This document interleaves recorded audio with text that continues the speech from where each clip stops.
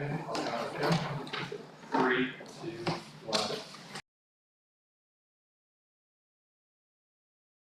Town of Bay-Westfield on Tuesday, February 21st, 2023 to order at 7 o'clock p.m. We respectfully acknowledge that Bay-Westfield exists on the traditional Woolastook land. The lands of Wabanaki people are recognized in a series of peace and friendship treaties to establish an ongoing relationship of peace, friendship, and mutual respect between equal nations. The river that runs by our town is known as Woolastook, along which live Woolastookwe, the people of the beautiful and bountiful river. We, the staff, and elected representatives pay respect to the elders, past and present, and descendants of this land. Good evening, everyone. I hope everybody had a great family day, long weekend. I want to take this moment to thank everyone who worked so hard to make our Town Family Day celebration such a great success. Our commitment to the strategic pillar of community vitality was truly evident yesterday. First of all, I'd like to thank all the dedicated volunteers from our Community Vitality Committee who work alongside our staff to help create wonderful events for our community all year long.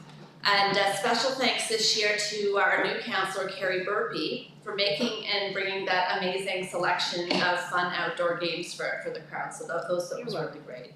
A special thank you to our hardworking staff who make sure everything go off behind the scenes without a hitch. There's a lot of unsung heroes there for sure.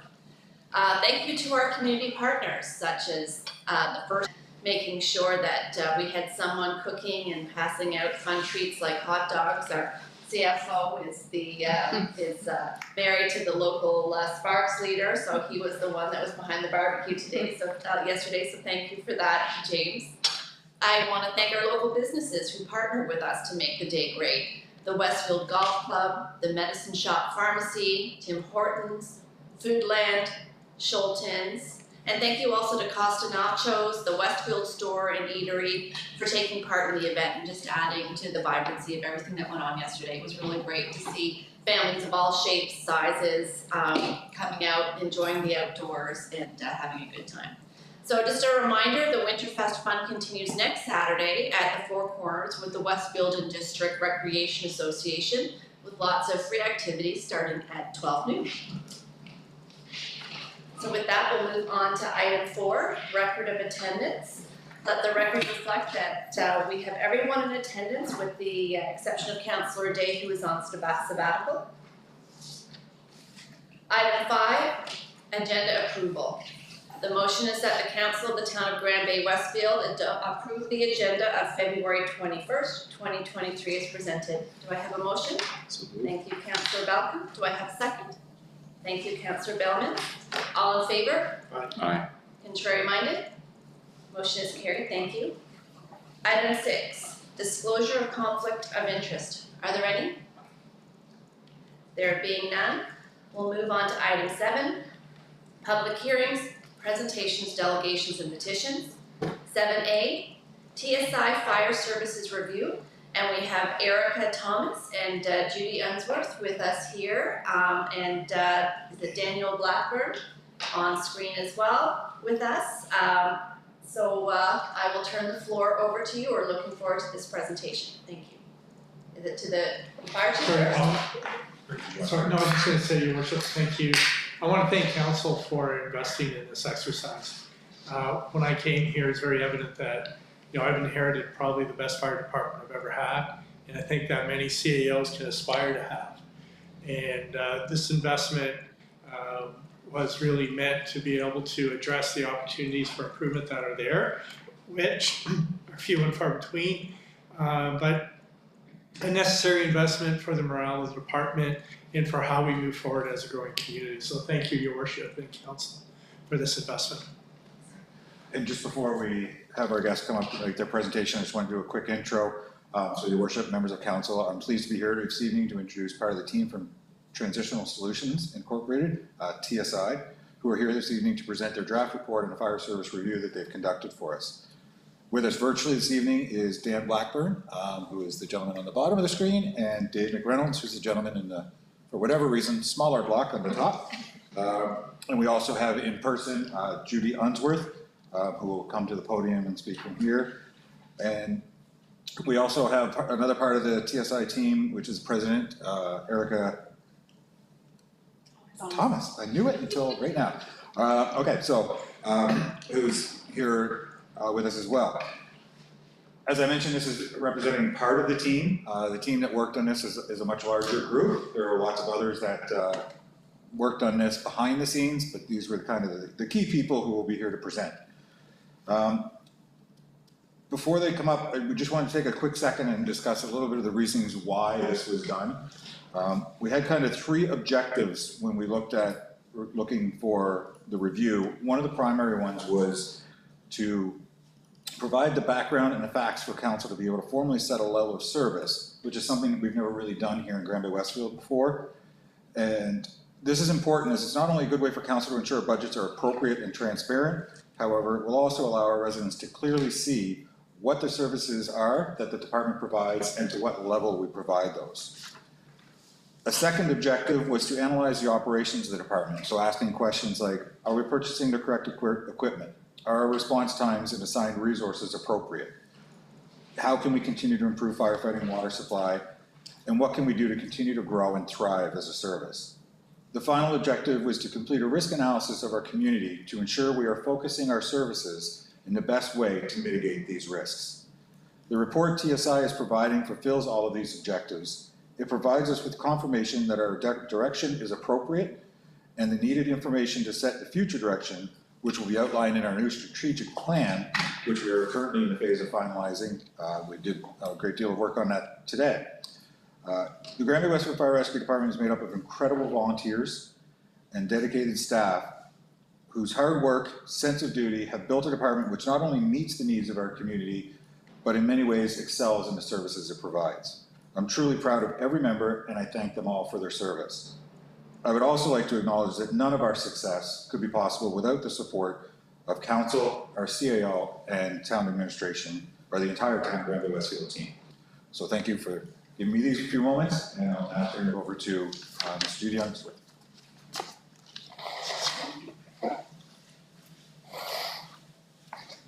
Your Honor, Council, it's a pleasure to be here this evening.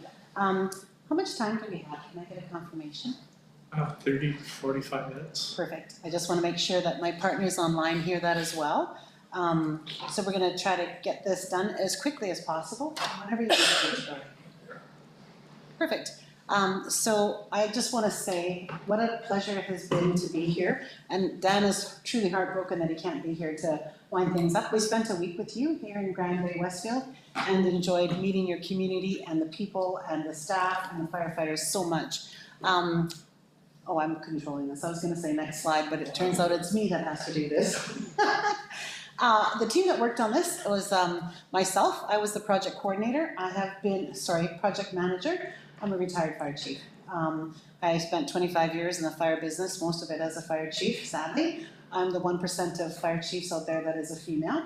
I worked with the Canadian Association of Fire Chiefs to establish a Women Fire Chief Officers program. And in 2019, was awarded the Canadian Volunteer Fire Chief of the Year. Dan and Dave, I'll allow you to introduce yourself, ask you please to introduce yourselves to council and mayor. Oh, you have no volume, Dan. You're muted. How's 50 minutes sound to you? Okay, everybody hear me now? Yeah. Okay. Yeah, my name is Dan Blackburn. I've spent many years in the emergency services, but the bulk of my career was 32 years with the City of Edmonton Fire Rescue Service. So that's my story. I retired there in 2020 as a district chief. Dave, your turn. Good evening, Mayor and Council. My name is Dave McReynolds. I'm with Transitional Solutions. I did the finance review on this project. Anytime there's a finance piece in a project, that's generally the part I play. I spent 30 years in municipal government in a municipality just east of Edmonton, and I've been consulting for the past 8 years, so about 38 years in municipal finance and administration. And Erica is here with us today. She spent the afternoon, later part of the morning and afternoon with your staff working on the strategic plan. And if I can talk fast enough and all three of us can talk fast enough, we're going to give her 5 minutes to talk about that process. Surprise. Michelle Brady was our project admin, who coordinated all of our being here and all of our documents. And Carrie Holmes was here earlier today to meet with everybody. She's our project coordinator, so her job is just to keep us going in the right direction and on track, on time. Oh yeah, that's me. One of the key takeaways I need council to understand is that you have a very strong, healthy, resilient fire service. We work with a lot of fire services all across the country, and yours is extremely healthy. Council has hired us and administration has hired us to take a really deep look at the gaps and the cracks. And I told you this earlier, but what Dan and I discovered on the first day was you didn't really need us. You got this, you got it covered. We were kind of wondering what we were going to do here. Then we dug a little deeper and found some gaps. So what I need you to keep prevalent and first and foremost as we go through what these gaps are, is that your fire service is very healthy. And as you have said, John, it's probably a delight to work with them. That's what we saw. Any comments from Dave or Dan before I move on? We're going to talk briefly about the risk profile in the community. We're going to talk about the level of service to address that risk, and that's where council really comes into play. You need to set a level of service policy in order to mitigate all the risks, and that is your communication to your community about how you are going to take care of them and when those risks happen. We're going to talk briefly about governance and administration, operations, finance, and then hopefully we have a few minutes for questions, but in the middle there, I'm going to give Erica a few minutes on the floor. She's the owner of TSI, and the reason we're here is she's so passionate about this and has worked on a lot of different projects so with John. So moving along, key takeaways.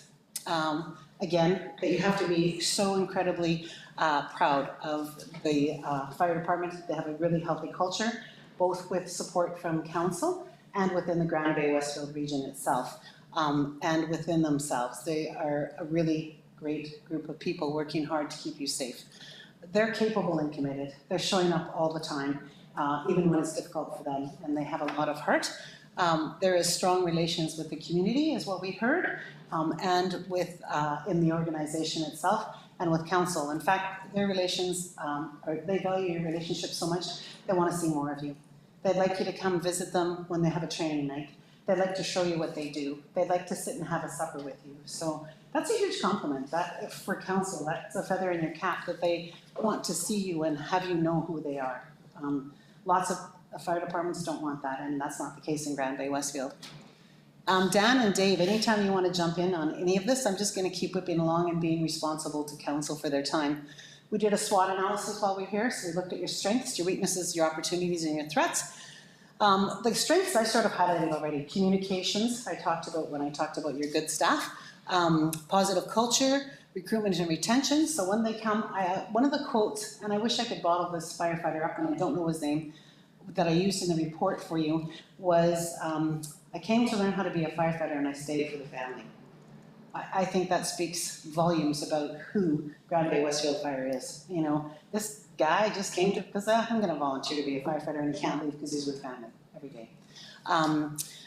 Some of the weaknesses, summer weekend coverage, which we've talked about previously, is a concern because it's a beautiful community and people want to be out there in the middle of it. Some water supply issues and ice rescue.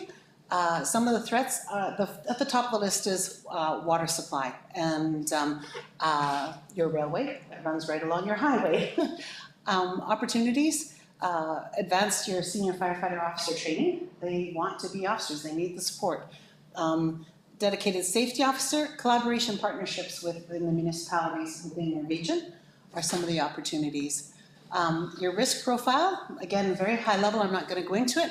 These are some of the high risk sites identified within your community. So some of them include things like your EMS, this building, your senior residences, your schools. There's an extensive list in the report that talks about that. But this is the piece where council needs to consider how they're going to manage those risks. And the way we manage that as council is by setting policy. And that policy in this case looks like a level of service statement. So you want to absolutely address some of these risks or all of them. It's up to you to decide. And we have some solutions on this side, and they really center around level of service. So am I going too fast? I just want to make sure we cover all the points. Hold annual recruitment drives. That'll help with your summer retention. Establish an annual awards program. Do a complete, in-depth, thorough risk assessment. Create a pre-plan for your procedures. So you want to pre-plan stuff. Do an an evaluation to initial response on all events. So how are we going to actually do this piece? So once council sets the level of service, how are we going to respond? Rewrite bylaw 1956, and as I think I understand, the chief has been incredibly eager in helping with some of these things, so some of them may be done, but when you rewrite the bylaws, to include that level of service policy that you're going to set for them on how you manage the risks. Amend the fire permit process and clearly identify fire prevention as a portfolio. So lots of communities think fire prevention is about touring the kids around the fire hall or going and putting little red helmets on them and talking to them about fire safety. It says your fire marshal is dictated to you to be. So you're going to do prevention and investigations and inspections.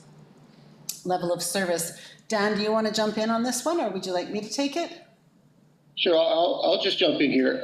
So level of service is simply the commitment that council makes to the municipality, so its residents. And so traditional approaches and modern approaches to fire services, we have to talk about that a little bit, because traditional approaches are reactionary approaches. So in the day when someone lost their house and it was a tragedy, people got together and formed associations to make things better, and they would raise money and then get a commitment from their municipal council and get some apparatus. Then they would take some informal training and provide that service. So if there was a house on fire, they could respond to that.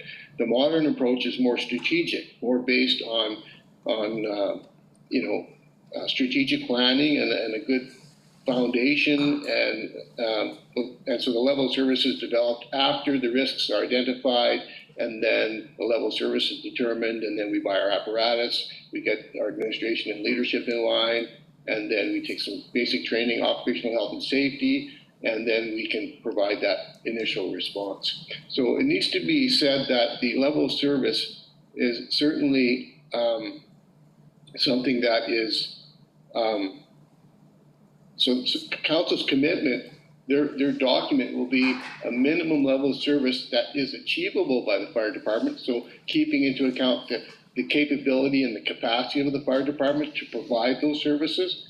And it needs to be achievable by the fire department and sustainable from a financial point of view for the long term. So that's how we have to have some restraint, because we can't go out and buy everything because it's simply unaffordable. In the modern age, when things are very expensive, it's very important to have a strategic plan and a level of service that is achievable and sustainable. Perfect, thank you. Sorry. Yep. No, go ahead. So briefly, some of the things that we identified in the 3 phases when you're talking about creating a level of service is a community risk profile. So understanding what the risks are, what the hazards are, and we did an overview of all of that.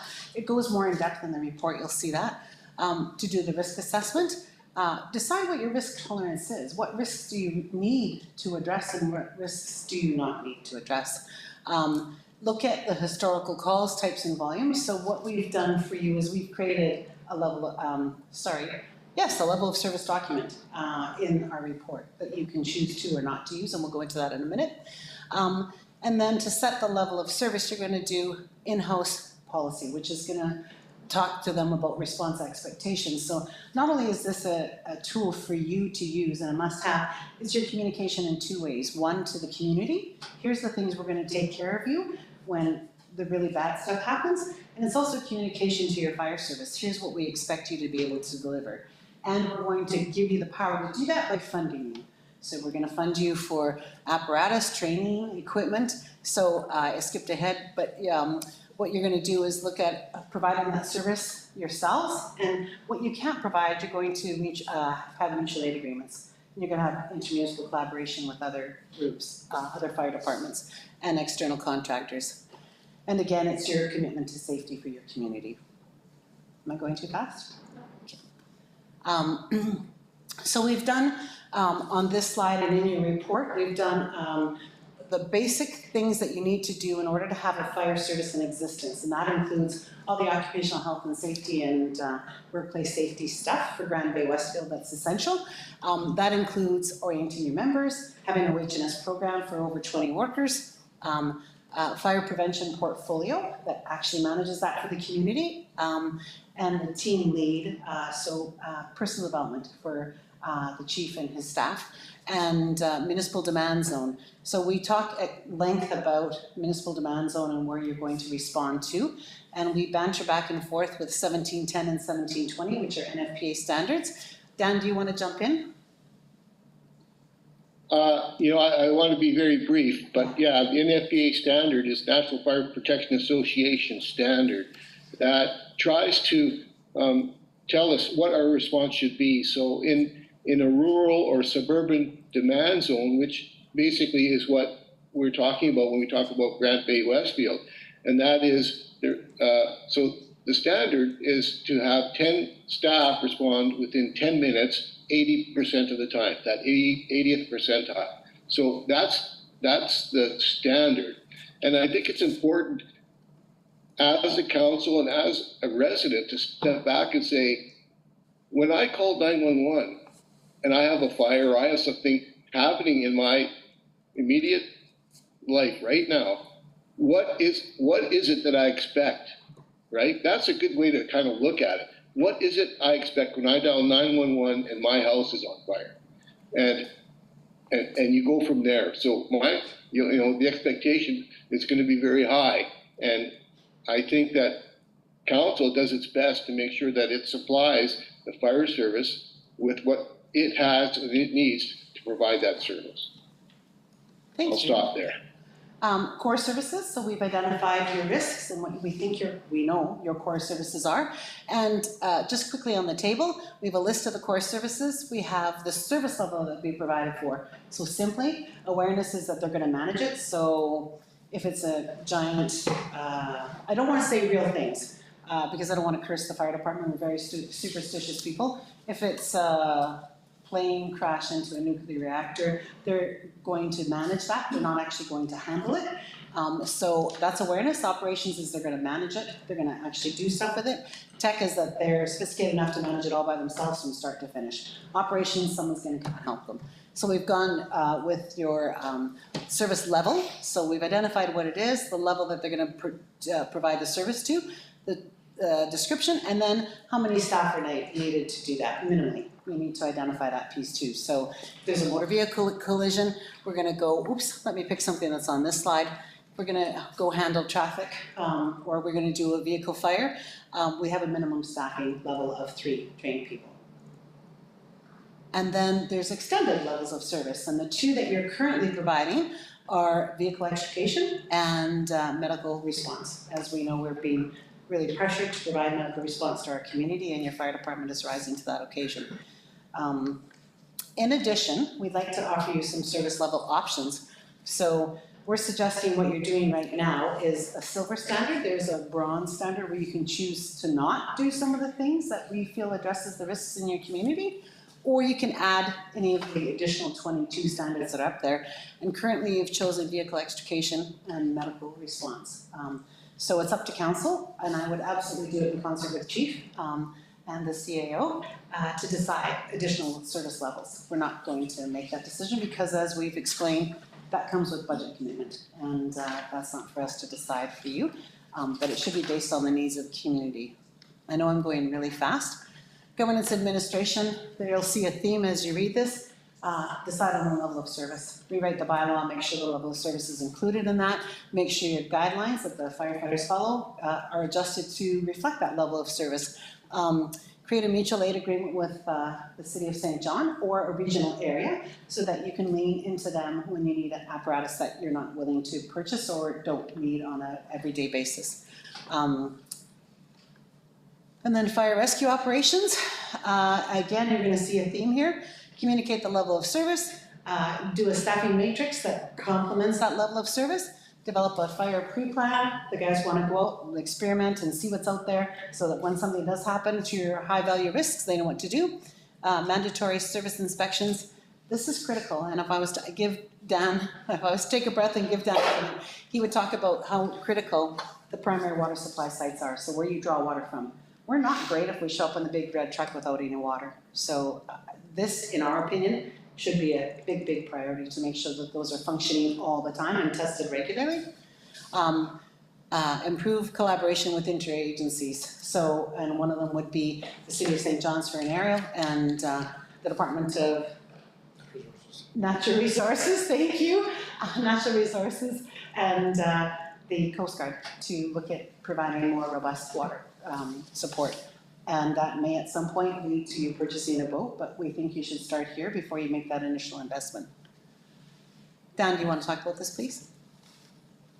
The water rescue piece is an extended service that comes with a lot of things. So if we go back to the slide for the pyramid, the fire department is a very administrative heavy, the modern fire service is a very administrative heavy organization. It takes a lot of organization at the bottom to make people able to respond and provide those services. So every extended service we contemplate, such as water rescue, comes at a price. And some are more expensive than others, but most are very expensive. The initial cost is expensive, the ongoing cost is expensive as well. Of course, you ask yourself, well, what price do we put on a life? Well, you can't really look at it that way. I mean, we want to save lives. That's what we're doing all of this for. But primarily, certainly with water, for the majority of those incidents, saving a life is the percentage is not high. Many of those incidents become recovery, but notwithstanding, it doesn't mean we can't look at the possibility of providing that type of an extended service, whether that's water rescue or some other extended service, right? Okay. Training recommendations, we have several, they're included in the report. Train on exterior attack stuff, so let's reiterate the basics and make sure that we're really strong on that.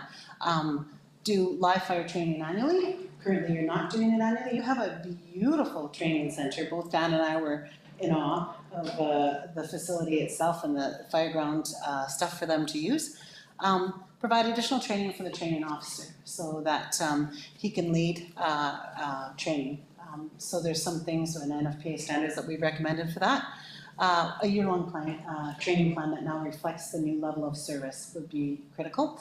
And as we mentioned earlier, to develop your officers and allow them to have mentorship opportunities and monthly medical training. Right now, the current call that you're going to is medical. So we need to train like we run calls. So at least minimally you should be training on that. This is about human resources and occupational health and safety. Create a Judy. Yes. Go ahead. Sorry, Judy. Can I go back to the infrastructure for a minute? Because Absolutely. There's a few things I want to talk about. I want to say that the fire stations are located, the locations are very good with regards to response to Grand Bay-Westfield and the local service district. That's very good. And there's a few things with regards to strategic planning for the future, regards to renovations to the fire stations to provide more space for apparatus. Deeper bays for the apparatus specifically, but I mean, and more space at Station 2 as well. So those are long-term things. And like you said previously, the training facility is a great asset. Many communities cannot do their training without sending people away. So this is a very key, and with the staff that you have there, because you have quite a number of staff, you're in the mid-40s with fire department staff. So, having that training facility is actually quite cost effective to save the community money rather than sending people on course away from home, right? And before we move on, I want to talk quickly about apparatus. Okay, I want to talk about the apparatus, and I want to say that the fleet, the engines, there's a modern fleet of engines the 3 engines that are in the fleet. I think that's very good. There's a new one coming, and of course, engine 3 I think is going to be replacing the rescue. So I think with regards to the fleet is in excellent condition. It's modern, and they continue to modernize it, which is a very good thing. You know, I encourage capital reserves, putting away capital reserves to make that continue that process. And just a few recommendations with regards to Car 3 and Rescue 5, having heavier chassis so they can provide stability for putting on skids for doing wildland fires or wildland urban interface. A little heavier chassis would provide you with a little bit better capability there, I believe. And I'm not going to go into the wildland and wild urban interface scenario there, but those were the recommendations. Thank you. Yeah. I'm gonna whip right along. Dave, are you still with us? Yes, I am. Thank you. I'm on the, I don't know if you can see it, I'm on the financial recommendations slide, which has the 3 recommendations. I think there's a question through the chair for us on finances. Well, I know that I had one in recommendation number 61, there was a suggestion for $193,333 to be put in capital reserve. So I was curious as to the rationale. How did you come up with that number? Sure. Good question. On page 88 of the report, I don't know if you have the reports in front of you or not. It lists the apparatus that the Grand Bay has, and it goes through, I believe, there's 4, maybe I'll pull it up myself here. So page 88, there are 4 large response vehicles, 1 rescue vehicle, and 4 support vehicles for a total of 9 vehicles. The next column shows the estimated replacement cost of each of those vehicles. And then the next would be the total cost of the replacement of that entire fleet. So the total replacement cost of the entire fleet is $3.5 million. And we break that down through useful life. So the larger apparatus, how much useful life does one piece have? And it's generally 20 years. So each one of those large apparatus depreciate $150,000 a year. And you read the rest of the table the same way. So 150,000 in large response, 13.3 in rescue, and 30,000 in support for a total of 193.3. That is how much depreciation is coming off your fire fleet every year. And the recommendation says you should be reinvesting in a capital reserve so you have the funds in the future to replace that apparatus when it comes up, when it ages out and needs to be replaced. Thank you, Dave. I was just curious, I was just wondering where that number came from and how you came to that conclusion. So that answers that question. In recommendation number 60, you talk about an operating fire reserve as well, and I understand the rationale behind that, but there's no accompanying number to go with that. Do you? Yeah, it could be done a couple of ways. You can have an operating reserve, or you can do it through operating budget. I didn't list, there's a large extensive number of pieces of equipment, I think it was 652 that's on that list, the SCBA, turnout gear, hoses, generators, pumps, and then a lot of little equipment that's required. Those little pieces of equipment need to have a replacement plan as well, and you can do that through an operating reserve or an allowance in your operating budget that adequately lets the fire chief and the fire personnel select which pieces need to be replaced so that it's always up to date. And I guess it was more just of a heads up that you have a large inventory and a funding plan should be put in place for that, and you can do that through an operating reserve or through budget. So I was just going to share for the amusement of Dave and Judy and Erica.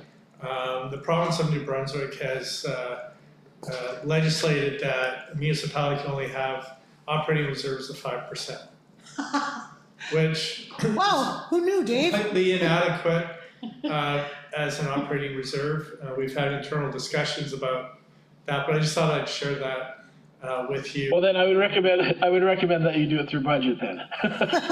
You do it through budget, but this is just something we're wrestling with the province right now, is the 5% number seems wholly inadequate. So, Absolutely. Dave has commented that the budget is well put together and the funds are there for the fire service needs.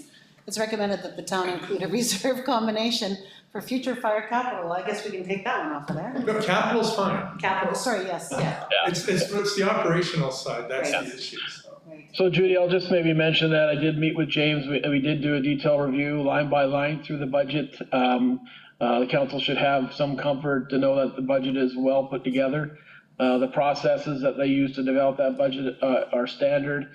It appears the CAO and the fire chief are well engaged in the budget, which is good. They do adequate review. So from the main takeaway is that the budget that the fire service has today meets the needs of the current fire service, and they're doing it right. They're doing it with historical budgeting and with a view to the future. So that's good stuff. And we had some questions about the use of Excel, but we managed to answer those questions ourselves. So that's kind of my end of my report, Judy. Thank you so much for being here. I really appreciate it. Through the chair, is there any other further questions for Dave or Dan? Council, do we have any other questions for Dave or Dan at this point?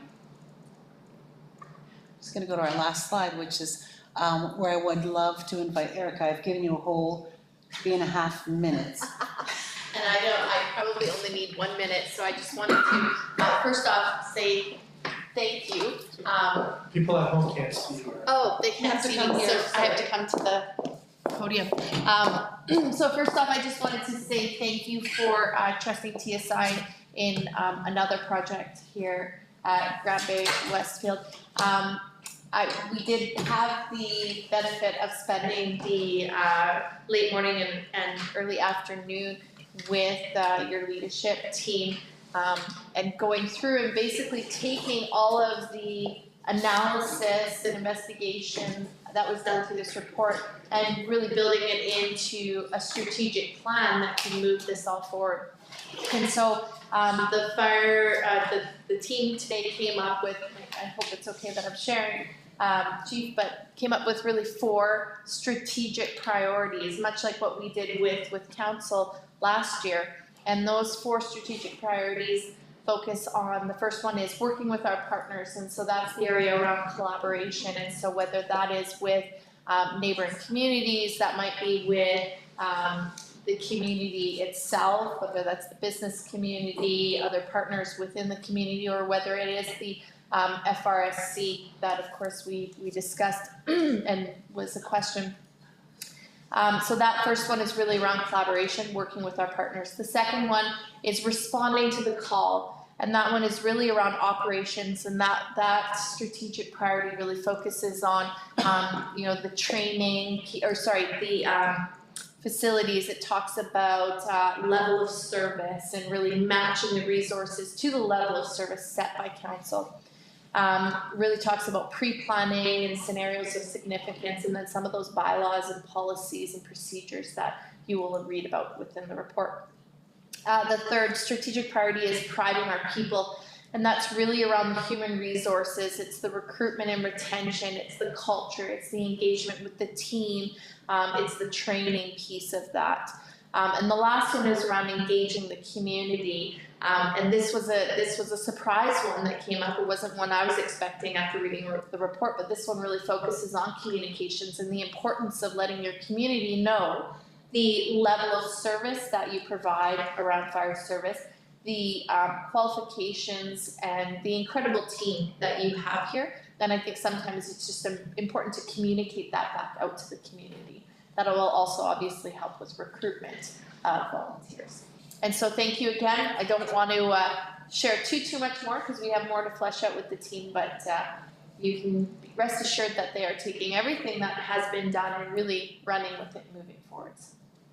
Thank you. Thank you, Erica. Thank you very much. Any questions? Do we have any further questions for Judy or Erica or the team at all? I just wanted to say that, you know, before I was on council, I knew we had a really good fire service. I've had responses at friends' houses, I've had responses at family houses, so I knew it was really, really good. But it wasn't until I was in this role that I had a much better understanding of the extreme dedication and competence of not just the chief and his team, but all of the firefighters that dedicate their time to the cause of protecting the people of Grand Bay-Westfield. So having TSI come in, you know, and say that, and this is your job to find the gaps, find the flaws, you know, for you to come and say you guys have a healthy, strong fire service, it makes me even more proud of the work that the chief and his team have done. So I just want to thank you for coming and presenting and doing the work you have, and I look forward to seeing the the strategic plan come forward. It was our distinct pleasure to be invited to come in and be chosen to do this. I don't want to put words in either Dave or Dan's mouths, but I know we thoroughly enjoyed this project, and we enjoyed working with people, and I hope to hear, you know, how you've gone with, probably have them all done by now, just as Amber Hart to tell me. I hope to hear how you continue to use our recommendations, and thank you again. It's been a real pleasure. You guys, anything? I just want to say that when I was there during the project during that week, I want to say that Grand Bay-Westfield is a real gem of a community. I enjoyed it. I enjoyed the hospitality. It was great. Thank you very much. And I'll just say thanks for having us on this project. I really enjoyed working on it. I have a personal connection with the area. My son is in Gagetown in the Army, so I've been there several times, and it really is, I concur with Dan, it's a great area. Thank you very Well, much. thank you very, very much. Thank you. Safe travels home. Thank you so much. Thanks.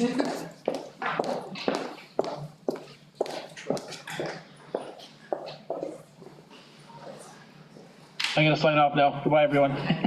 Thank you very much. Anything else before I put the motion down? Just to receive.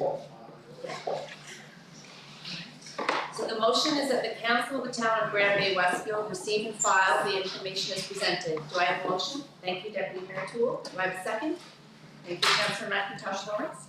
Any questions or comments on the motion? There being none, all in favor? Aye. Contrary minded? Motion is carried. Thank you, council. Item 7B, Gemtech, I know how to say that, Gemtech Asset Management. We had El Zimmer here with us today. Welcome, Jihad. It's nice to see you again. Nice to see you, Your Worship. Good Yes. evening, members of council. It's good to be here. It's going to be a light presentation on asset management. I'm glad that the previous presentation touched a lot of some principles and highlighted the level of service. So, a little bit about us here. We're a New Brunswick company established in '86. Now we have 13 offices stretching from Barrie, Ontario, all the way to St. John's, Newfoundland. Proudly employee-owned, 300 staff members. We have also concrete certified labs. Our disciplines in engineering include civil engineering, structural, geotechnical, material testing, hydrology, hydrogeology, coastal modeling and flood modeling, environmental services, that's permitting and contamination. And the unit I belong to is municipal and asset management. So we work with municipalities on specific tasks, strategic planning, asset management, so on and so forth. So the agenda, introduction, high level to asset management, and then a little bit on the role of council, role of staff, some opportunities and threats, and we'll leave you with some nuggets where you could find pockets of money to implement new and exciting stuff. Let's start with why. So why do you have assets? Basically to offer services. You can't have a fire service without having fire trucks and Troy. Why is this an issue now? A lot of major infrastructure has been built in the last century, in the 50s, 60s, 70s. These are big facilities, whether it's buildings or linear structure or specialty facilities like wastewater and wastewater treatment facilities. And these assets are maturing, coming to the end of the useful life. They require a lot of capital, and that's draining. So this is why it's an issue now. You're probably faced with a lot of deteriorating infrastructure, not necessarily specifically talking about Bay-Westfield, but municipalities in general across Canada. This is the challenge these days. Also, in the first pillar of the local governance reform under section 1.4, I believe, they talk about asset management phase 2. Phase 1 being the asset management plan implemented back in 2018 in order to get the gas tax money. Now it's referred to as Canada Community Building Fund. So they're talking about phase 2 now, which I'm assuming the province is going to take it another level up and discuss levels of service and the impact of climate change and whatnot to be incorporated in the asset management plan. And the third why is, why would you care as council members? Most likely, you would want to come and build something new or enhance current services. And you come to realize that the services you already offer are in jeopardy because the assets are deteriorating. So now, how do you balance between sustaining what you have and building the new and exciting stuff for the community? Asset management offers you this structure, this form, it gives you, could give you the possibility to build new and sustain what you have if you really carefully follow the recipe every step of the way. So that's why it's important that as council members, it's useful for you. And we'll see some examples later on. The general high-level asset management lingo, physical assets include buildings and facilities like this one, like Works Depot, recreation facilities, etc. Linear assets, your roads, your sidewalks, your trails. Equipment, obviously fleet equipment, heavy equipment, specialty equipment like mowers, sweepers, etc. Special assets, this could include if you have a water utility, if you have a composting facility, if you have a marina, a wharf, these are special assets. Green infrastructure and natural assets include your street trees, your parks, your water bodies. And what's nice about natural assets is they appreciate. Think about a tree. A small tree is not worth as much as a big tree is. The rest of the assets, all of them, at the end of the useful life, you're replacing them. So even if it's real estate, technically it's depreciating because at the end of the life, you're going to demolish. So anything the municipality owns is a physical asset. In the PSAB, Public Sector Accounting Board language, sometimes you might be familiar with the term tangible capital asset. So think about a tangible capital asset as a physical asset. The tangible capital asset has a threshold, like you could say anything above 10,000, we will consider that a tangible capital asset. So asset management plans mainly talk about capital assets, something that's tangible of value. Of course, the biggest, most important, and most valuable asset you have is the human resources, but asset management plan don't necessarily address this aspect. Anything in this presentation is mainly around physical assets. So 3 goals of asset management basically: sustain what you have provisions for new services or enhancing the level of service of some service that you already have, and to decide the right size in order to enable you to deliver the desired level of service. Right sizing is critical. And again, through the presentation, we'll see some examples. What's enough? What's big enough? So I've mentioned the level of service twice, and in the previous presentation, they were talking about it. To me, I look at it as a star rating for your service. Are you going to offer a 5-star service, or a 1-star, or a 3-star? What's community okay with? And again, depending on the strategic plan and and the services you want to be super good at to attract certain industries or people, it impacts the level of service. For example, if you want to be known for the best active transportation company in New Brunswick, then your level of service, for example, for your trails and your sidewalks would be top notch. If it's not the case, then you could decide, okay, we want to be average, like a 3 or a 2-star. How would it impact the capital cost and the operational costs? Let's see in the next slides. So this slide here, it's for active transportation, just to give you the gist of it, and you can apply this to all the services you have.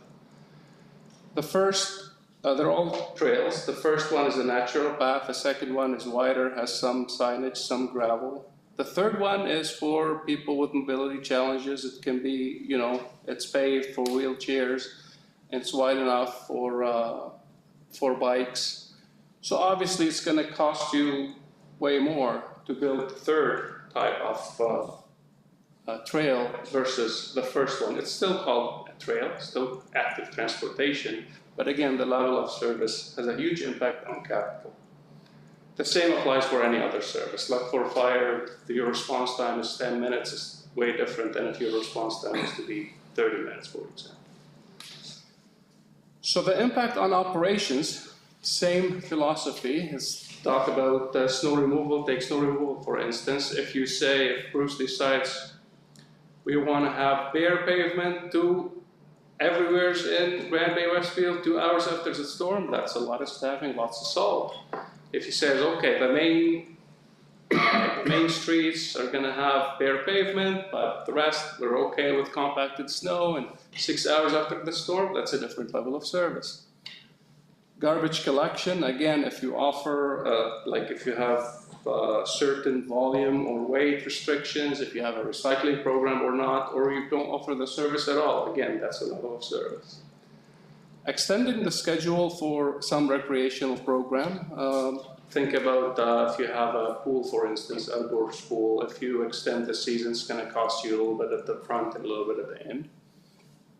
How often do you mow the lawn? Are you okay with grass 10 inches, 6 inches, 3 inches? So it all, whether you have outdoor rinks and you decide to fight the elements, again, that's the level of service that unpredictable sometimes, and so on. So that gives you an idea how the standards you set impact your capital and your operation. You probably have an asset management plan, but to me, a good asset management plan would at least have 4 pillars. The first pillar is the inventory of the assets, everything you own in a spreadsheet, categorized as per the categories of assets we saw before: equipment, natural, linear, etc. The condition of those assets, and this can be accomplished by visual inspection or a proxy based on the age of the asset, that it was installed, the expected useful life, and you say, okay, I'm midway through. This one here is very important, the risk analysis. It's a result of multiplying the impact of failure of a certain assets by the likelihood of that failure. Obviously, as it ages, the likelihood of failure increases. And if it's a critical asset, meaning if it's a fire truck or if it's a main water line, which probably don't have here, but anyway, if it's something like, if it's a main drag, written road, flooding, etc., so that's high impact. It impacts so many residents versus a side road that would impact, few residents. And last but not least, critical for James, is a life cycle cost analysis. When are things due for replacement? Like in the previous presentation, that number, 163K to replace your capital assets, that's something you would see in your asset management plan. It tells you how much are you expecting to pay down the road to sustain what you have. So yeah, these are the really 4 critical pieces of an asset management plan. It could have more. It could have a policy of council. It could have some policy for long-term financial planning, or we're going to have like 85% of our capital to sustain what we have, but 15% is going for new, like we're going to have a new works depot or a new equipment for snow removal. So This type of policies and level of service you could also see in an asset management plan. The life cycle stages of any asset starts with the planning, whether you're going to have it or not, with procurement, maintenance and use, typically by staff and the public, and disposal. The role of council, 3 of those stages, council play a critical role. First, obviously in the planning and governance, determining whether you're going to have the service or not, to what level, and setting the standard with an asset management policy from the top down, so everybody would have to build asset management practices around the policy. Obviously in procurement, because you, as council members, play a critical role in budget approval and asset disposal, and this is very important.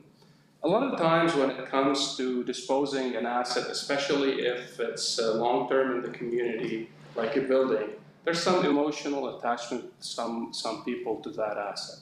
You gotta remember that for new things to come to the table, you're gonna have to let older things go off the table, otherwise you're gonna end up with a bigger table. And the challenge here is community groups could find the right use for this old asset, but the risk is they may not be able to sustain it long term, and they come back for more funding, and then you end up with an old asset and a new asset that you build. So there's always a risk there. The role of staff is obviously take the plan and run with it. Operational plans, financial plans, apply for funding programs, collaboration amongst departments, and ensure the asset management is a living document in the sense that that asset inventory list is only good for 1 year, and then if you don't upkeep it, you don't update the replacement costs or the inflation factor or what you've sold, what you disposed, and what you added on, it becomes old. So it needs a little bit of maintenance every year. Some challenges that are associated with asset management lately, especially in light of the local governance reform, you may have acquired some assets that have to do with recreation that you didn't have on the books before. And the public expectation in the new areas is that you folks maintain those assets. It could be also a small water and sewer utility that some assets are, again, towards the end of their useful life, and all of a sudden you have to throw a big amount of money. Roads are not on the table now, but who knows down the road what could happen. You might end up with some linear infrastructure and some culverts and whatnot, so it's good to know the condition they're in.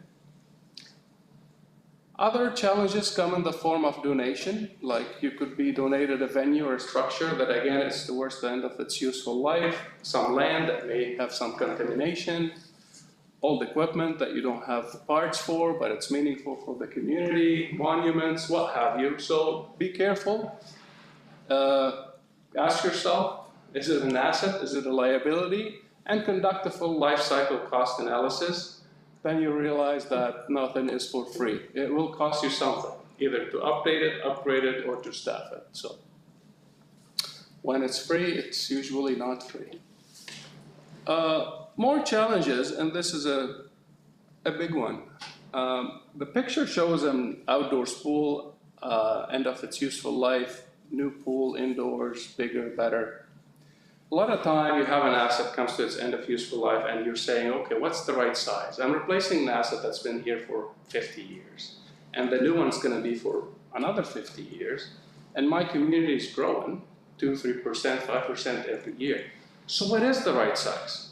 You don't wanna oversize it right from the get-go. You'll get a lot of criticism. It's not probably the best way to spend the money. And you don't wanna build something then 2, 3 years down the road, you're saying, we wish we've built it bigger. So that is a real challenge. There's no good answer. The best answer is if you can make it scalable, ideally, but find a sweet spot in the middle. And and try, there's an opportunity too when old assets come to the end of useful life is not to replace like for like. And chances are this is not happening. So you have a couple buildings, like say the Works Depot's end of useful life and the fire station end of useful life, you might say, okay, does it make sense to combine the two together and build a nice facility that can house both. So always think outside the box if you can. Impact of climate change.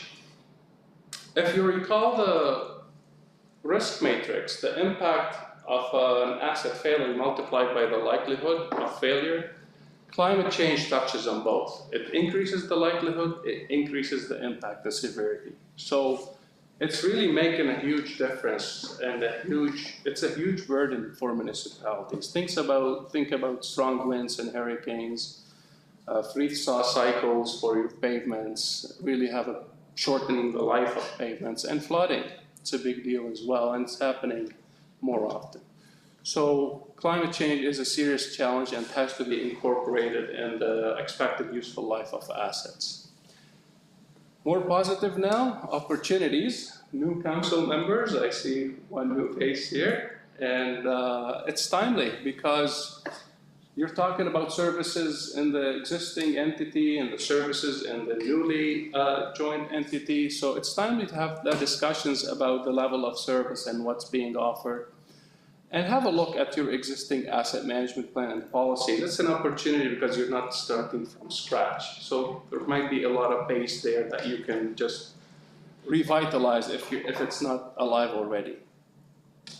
By the way, this is not tailored for Bay-Westfield. This is like a generic for information presentation. So sorry if I don't mean to offend you if you're already up to speed on your plans and whatnot. And make the plan a living document. Other opportunities, there are funding to update your asset management plan through the MAM program. There's a lot of funding as well for upgrading infrastructure through Infrastructure Canada. It's really worth the investment to take the time and apply for as many funding programs as you can in alignment with projects you want to do. So it's time consuming, it could be costly because you need to do some prep work for the application, for a nice complete application that is, but it's 9 times out of 10 it's worth the investment and the payback is good. Discuss the level of service. Again, we've talked about that and heard about that before. There's a really good opportunity here to work with, collaborate among others in the region and have a geographic information system to house all your assets. It's a really powerful tool. There was a full presentation during UMMB on the capabilities of this GIS tool. You can zoom in on a certain area, find what assets are there, the tax base, each ward, what's going on. You can share with the public. It saves you a lot of questions.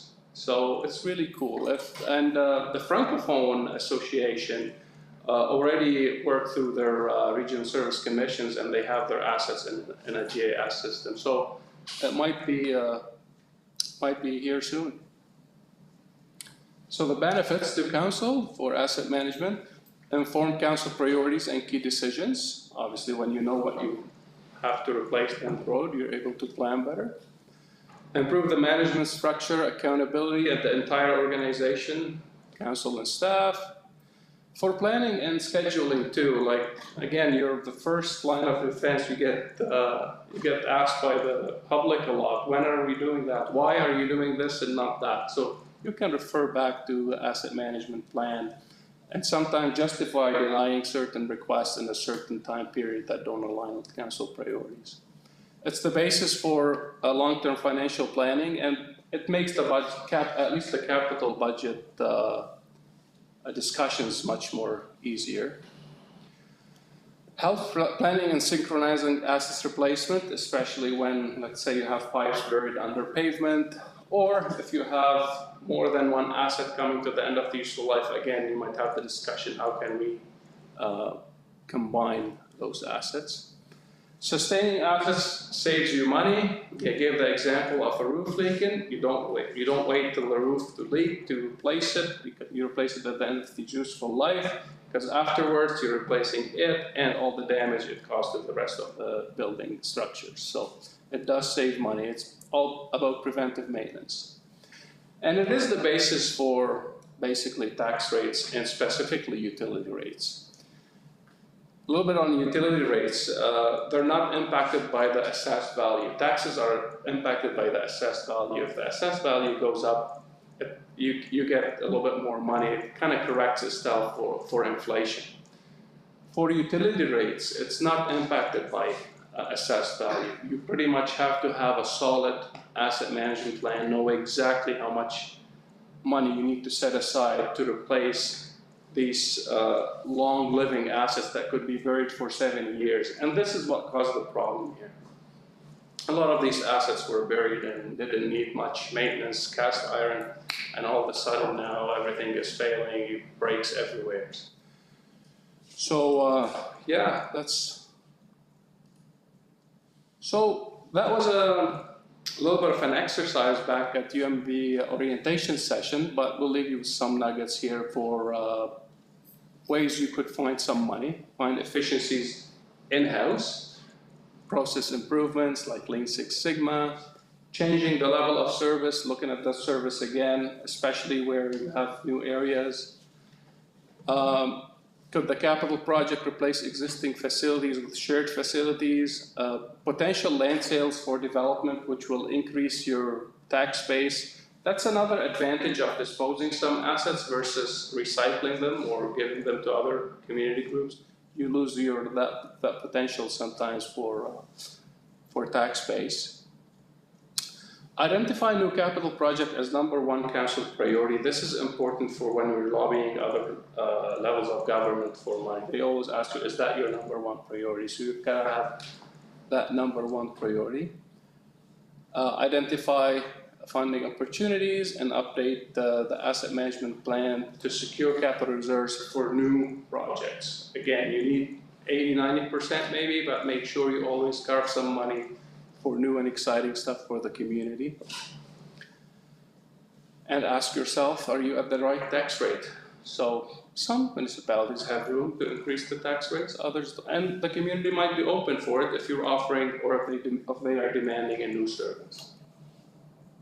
Externally, you could lobby for funding, and you can have special fundraising campaigns, and community engagement. One community at the session mentioned that they were building a facility and the community was providing some building material like the bricks and mortar. So that's a community engagement piece where it's only going to make it harder to dispose down the road, but that's 70 years down the road. Okay, I think that's it for me. If you have any questions, I'll be more than happy to answer. Thank you, Jihad. That was great. I was at the UMNB orientation conference, so and I moderated the panel that you were on. So, but I never get bored of your presentations. I find them very fascinating. So thank you for that. It's always really educational. You speak in plain language, so that I can understand what you're trying to say. So thank you for that too. Thanks, Your Do we have any questions for Jihad on the presentation? Quiet group today. You must have done a really good job. Very boring or very clear? Very clear. Very clear. So I just have a quick question that you had on you said that the province is moving to a level 2 of funding with respect to asset management. My understanding from Marcel at that presentation as well, that's going to be for geo-environmental projects. Or have you heard anything? I know they're moving to level 2, not for funding though. Okay.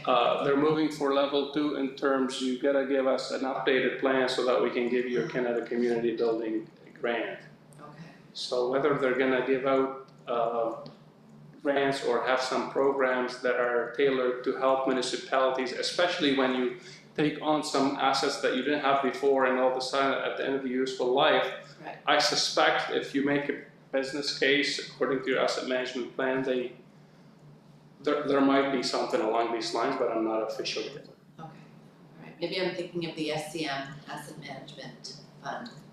The MAM program, Municipal Asset Management Plan, is administered by FCM. It's federal money, but they provide up to 80% of funding if you want to create or update your asset management plan, not projects, just the plan.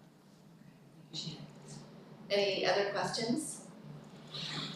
I was talking about the Geo Portal, GIS system to John as well. I don't think I convinced him, but maybe you did. Once you see a few slides of what it can do and the layers, like you can have all your town and like everything right there. It tells its story. He already more or less has that. Oh, yeah, we're all set to go, sort of, yes. You have that for linear assets, right? Whatever I wanna put in there, maps, the zoning, municipal plan, and all that. That's great. That's great. Okay, good. Ahead of the game, as always. All right, yeah, well, thank you so much. Again, we appreciate the presentation, and if we have any other questions after the fact, we think of something else, we'll shoot you an email. Thanks again Thank for you, taking the Worship. time. Have a good night. You too, thank you. Thank you. The motion is that the council of the town of Grand Bay-Westfield receive and file the information as presented. A motion? So moved. Thank you, Councillor Bailmans. Do I have a second? Second. Councillor Balcon, thank you very much. Any questions or comments on the motion? There being none, all in favor? Aye. Contrary minded? Motion is carried, thank you. Item 7C, public hearing, bylaw feedback. I declare the public hearing open. Your worship, we did not receive any requests to appear, and there's no one here. That being the case, I declare the public hearing closed. The motion is that the council of the town of Grand Bay-Westfield refer the bylaw presentation, no, there was no motion, because there was no, There's no. no one, sorry. Okay, However, your worship, we're not doing the ATV bylaw tonight, but we did receive numerous emails in support of that. Item 8, minutes of previous meeting. 8A, regular council minutes of January 23rd, 2023. The motion is that the council of the town of Grand Bay-Westfield adopt the minutes of the regular meeting of January 23rd, 2023 as presented. Do I have a motion? Thank you, Councillor Burpee. Do I have a second for Deputy Mayor Toole? All in favor? Aye. Contrary minded? Motion is carried. Thank you. 8B, budget meeting council minutes of February 7th, 2023. The motion is that the council of the town of Grand Bay-Westfield adopt the minutes of the budget meeting of February 7th, 2023 as presented. Do I have a motion? Thank you, Councillor McIntosh Lawrence. Do I have a second? Oh, thank you, Councillor Burpee. Any questions or comments on the motion? There being none, all in favor? Aye. Contrary minded? Motion is carried, thank you. Item 9, unfinished business. There being none, we'll move on to item 10, bylaws. These are third readings by title and enactment of the following town of Grand Bay-Westfield bylaws. 10A, council procedures and organization bylaw. Third reading by title and enactment. Bylaw number GG-001, respecting the town of Grand Bay-Westfield council procedures and organization. Do I have a motion? Thank you, Deputy Mayor Toole. Do I have a second? Second. Thank you, Councillor Balcom. Any questions or comments on the motion? There being none, all in favor? Aye. Contrary minded? Motion is carried. Thank you, Council. Item 10B, Code of Conduct Bylaw. Third reading by title and enactment. Bylaw number GG-002, respecting the code of conduct for members of the town council. Do I have a motion? Thank you, Councillor McIntosh Lawrence. And was that a second from Councillor Bailmans? Any questions or comments on the motion? There being none, all in favor? Aye. Contrary minded? Motion is carried, thank you. Item C, remuneration of the mayor and council bylaw.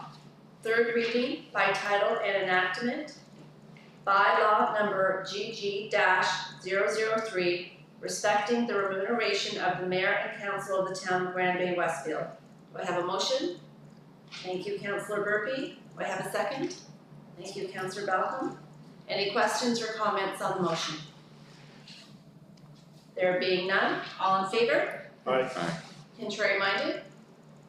Motion is carried, thank you. Item 10D, Chief Administrative Officer CAO bylaw. Third reading by title and enactment.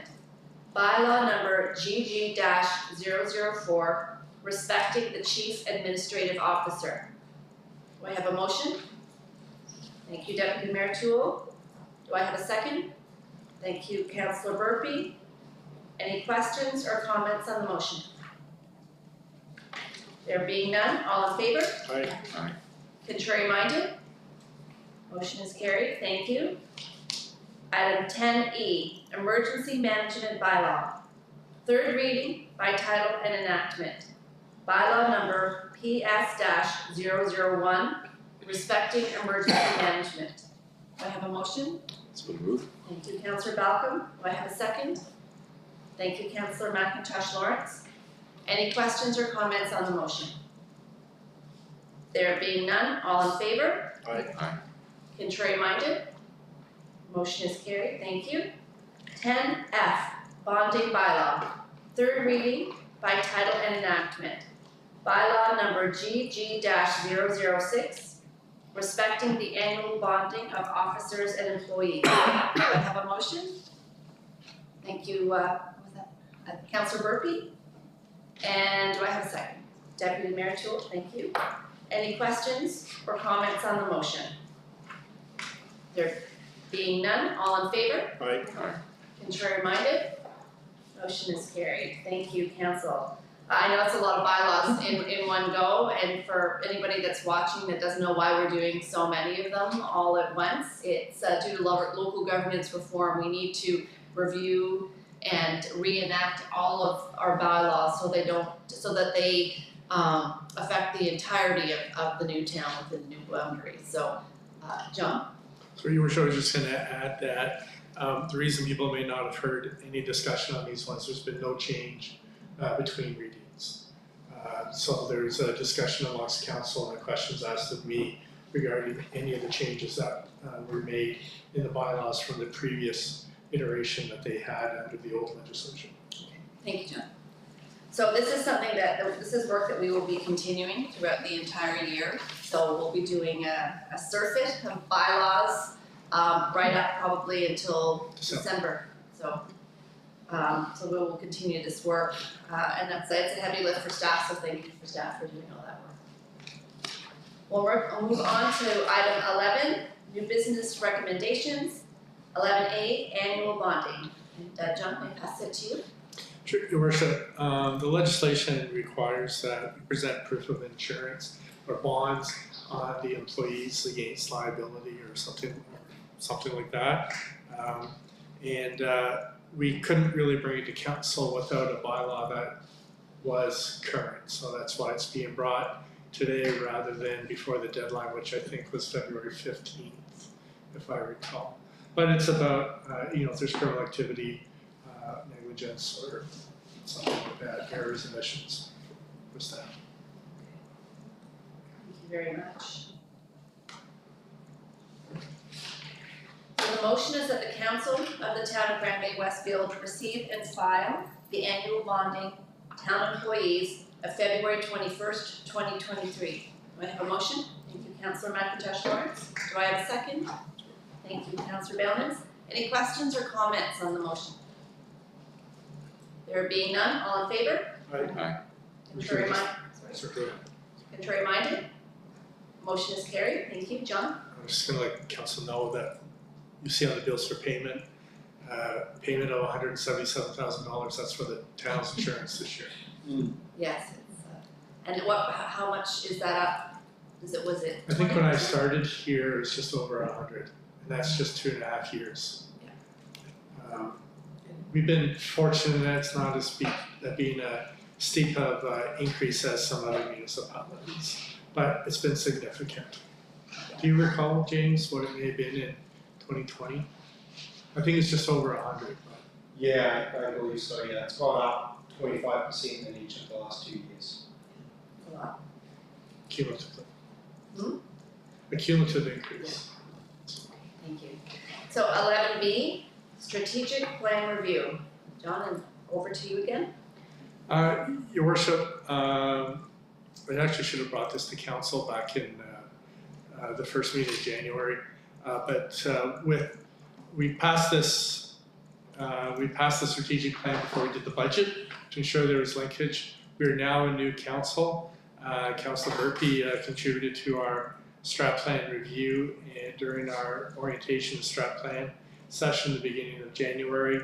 I don't recall the changes. The substance has been largely upheld, and I think there's been a couple of tweaks due to the onboarding of Ward 2.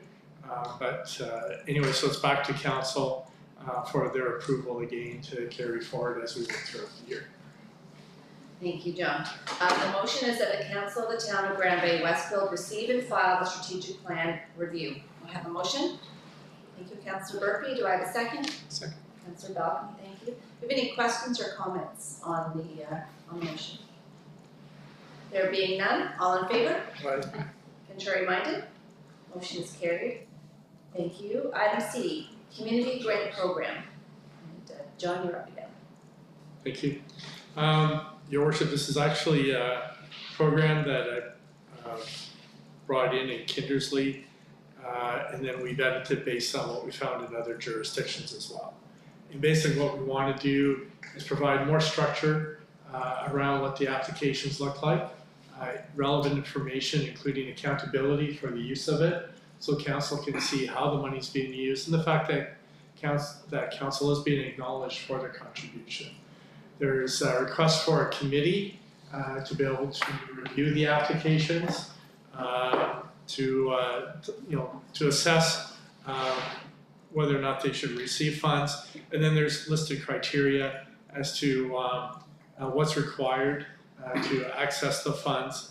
And then for the committee's purpose, there's a scorecard, so we can keep track of what's going on. And then finally, we have a terms of reference for what the committee looks like. We're looking for community members. And one of the things that we really want to do, Your Worship, is that the short time I've been here, I really noticed that there's a lot of groups that apply over and over, and they do get the money, and that's great. There's nothing wrong with that. But there's a lot of community groups that perhaps aren't aware that they are eligible for the funds, or they may not be aware that they will be given the money. So what we've included in the scorecard, and it's going to take time, is that for those who previously accessed money, they will not be scored as high as those who are applying for the first time.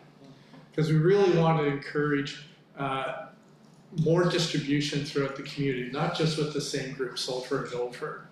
And so what's going to happen is as the groups start coming along and accessing it more and more, over time, that 0 if you've previously used it or 10 if you're new will be irrelevant, because every group will have received funding at some point. That's the goal. And then it's based on the criteria in the application. So really, we want more community groups to apply. It could be, we had a great presentation from the ATV Club. They're eligible to receive funding. There may be other groups that we're not aware of who could receive it. We really want them to be able to access it. We want the community to be vibrant and healthy, and if we can help. So that's basically what the grant policy and application is for. We've asked for more information, but it's to allow us to be able to better score what's going on. We've also made it clear that each box has to be filled in. We've received applications in the past where there's been incomplete applications, but we've still processed them because we haven't had enough people apply for grants, and which is unfortunate, Your Worship. And so that's basically what we're doing. So we're asking that the community grant it's incomplete. It will be, we will enhance it and improve it as we go along. The first committee will look at it and say, you know what, this application, this part of the application form, we would like a little bit more clarification around that.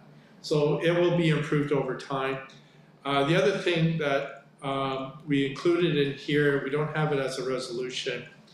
And again, we can add it later. So the community grant program resolution is just to approve this. And then it's going to be, Brock, when does advertising start for the community grant?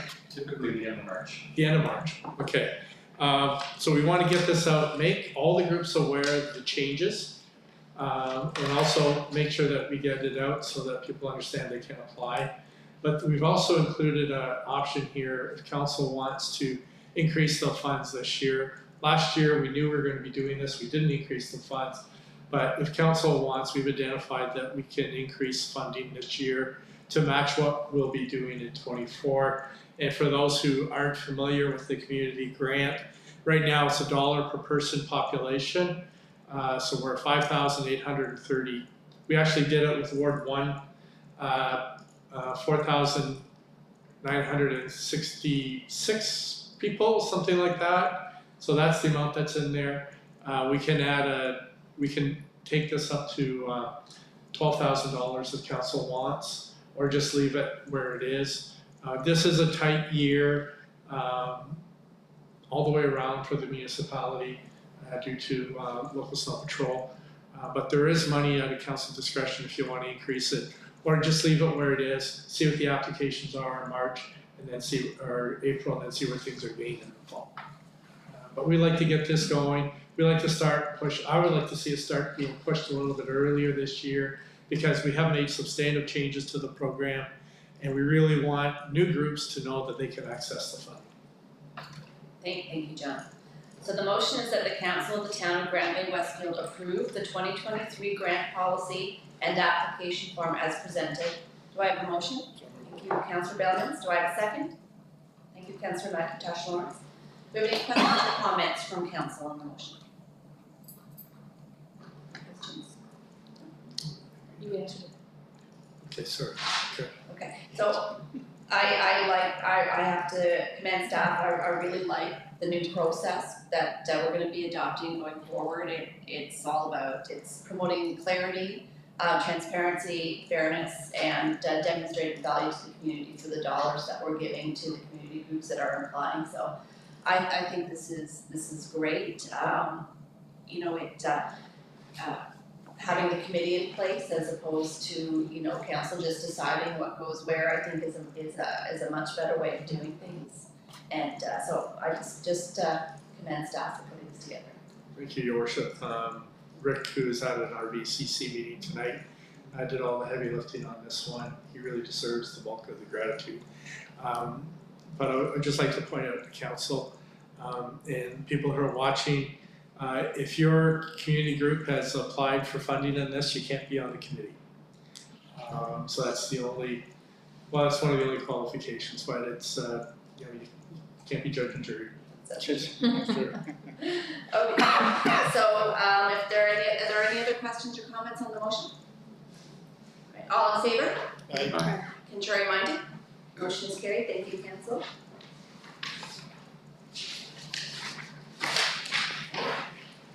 And item 11D, high school grad banners. Sorry, for clarification, Your Worship, we're just gonna leave the funding as budgeted, and we're not gonna make any changes? I just want clarity. Well, it says as presented, so I assume that that includes the $2 per resident for 2023. Is it 12,000? No, we budgeted, this is, which one do we have here? Because we have two things in here, like this. But 2023 was $2. Yeah, it $2, says- okay, all right, so that's good, so, all right, no, that's fine. Is We got that it. the motion that council intended to pass? Yes. Okay, all right. Thank you. Sure. 11D, high school grad banners. Again, that's you. Sure. The Harborview High School Grad Committee, since 2020, I think, has been applying to have grad banners hung where the veterans banners are placed. And council has been gracious to do this.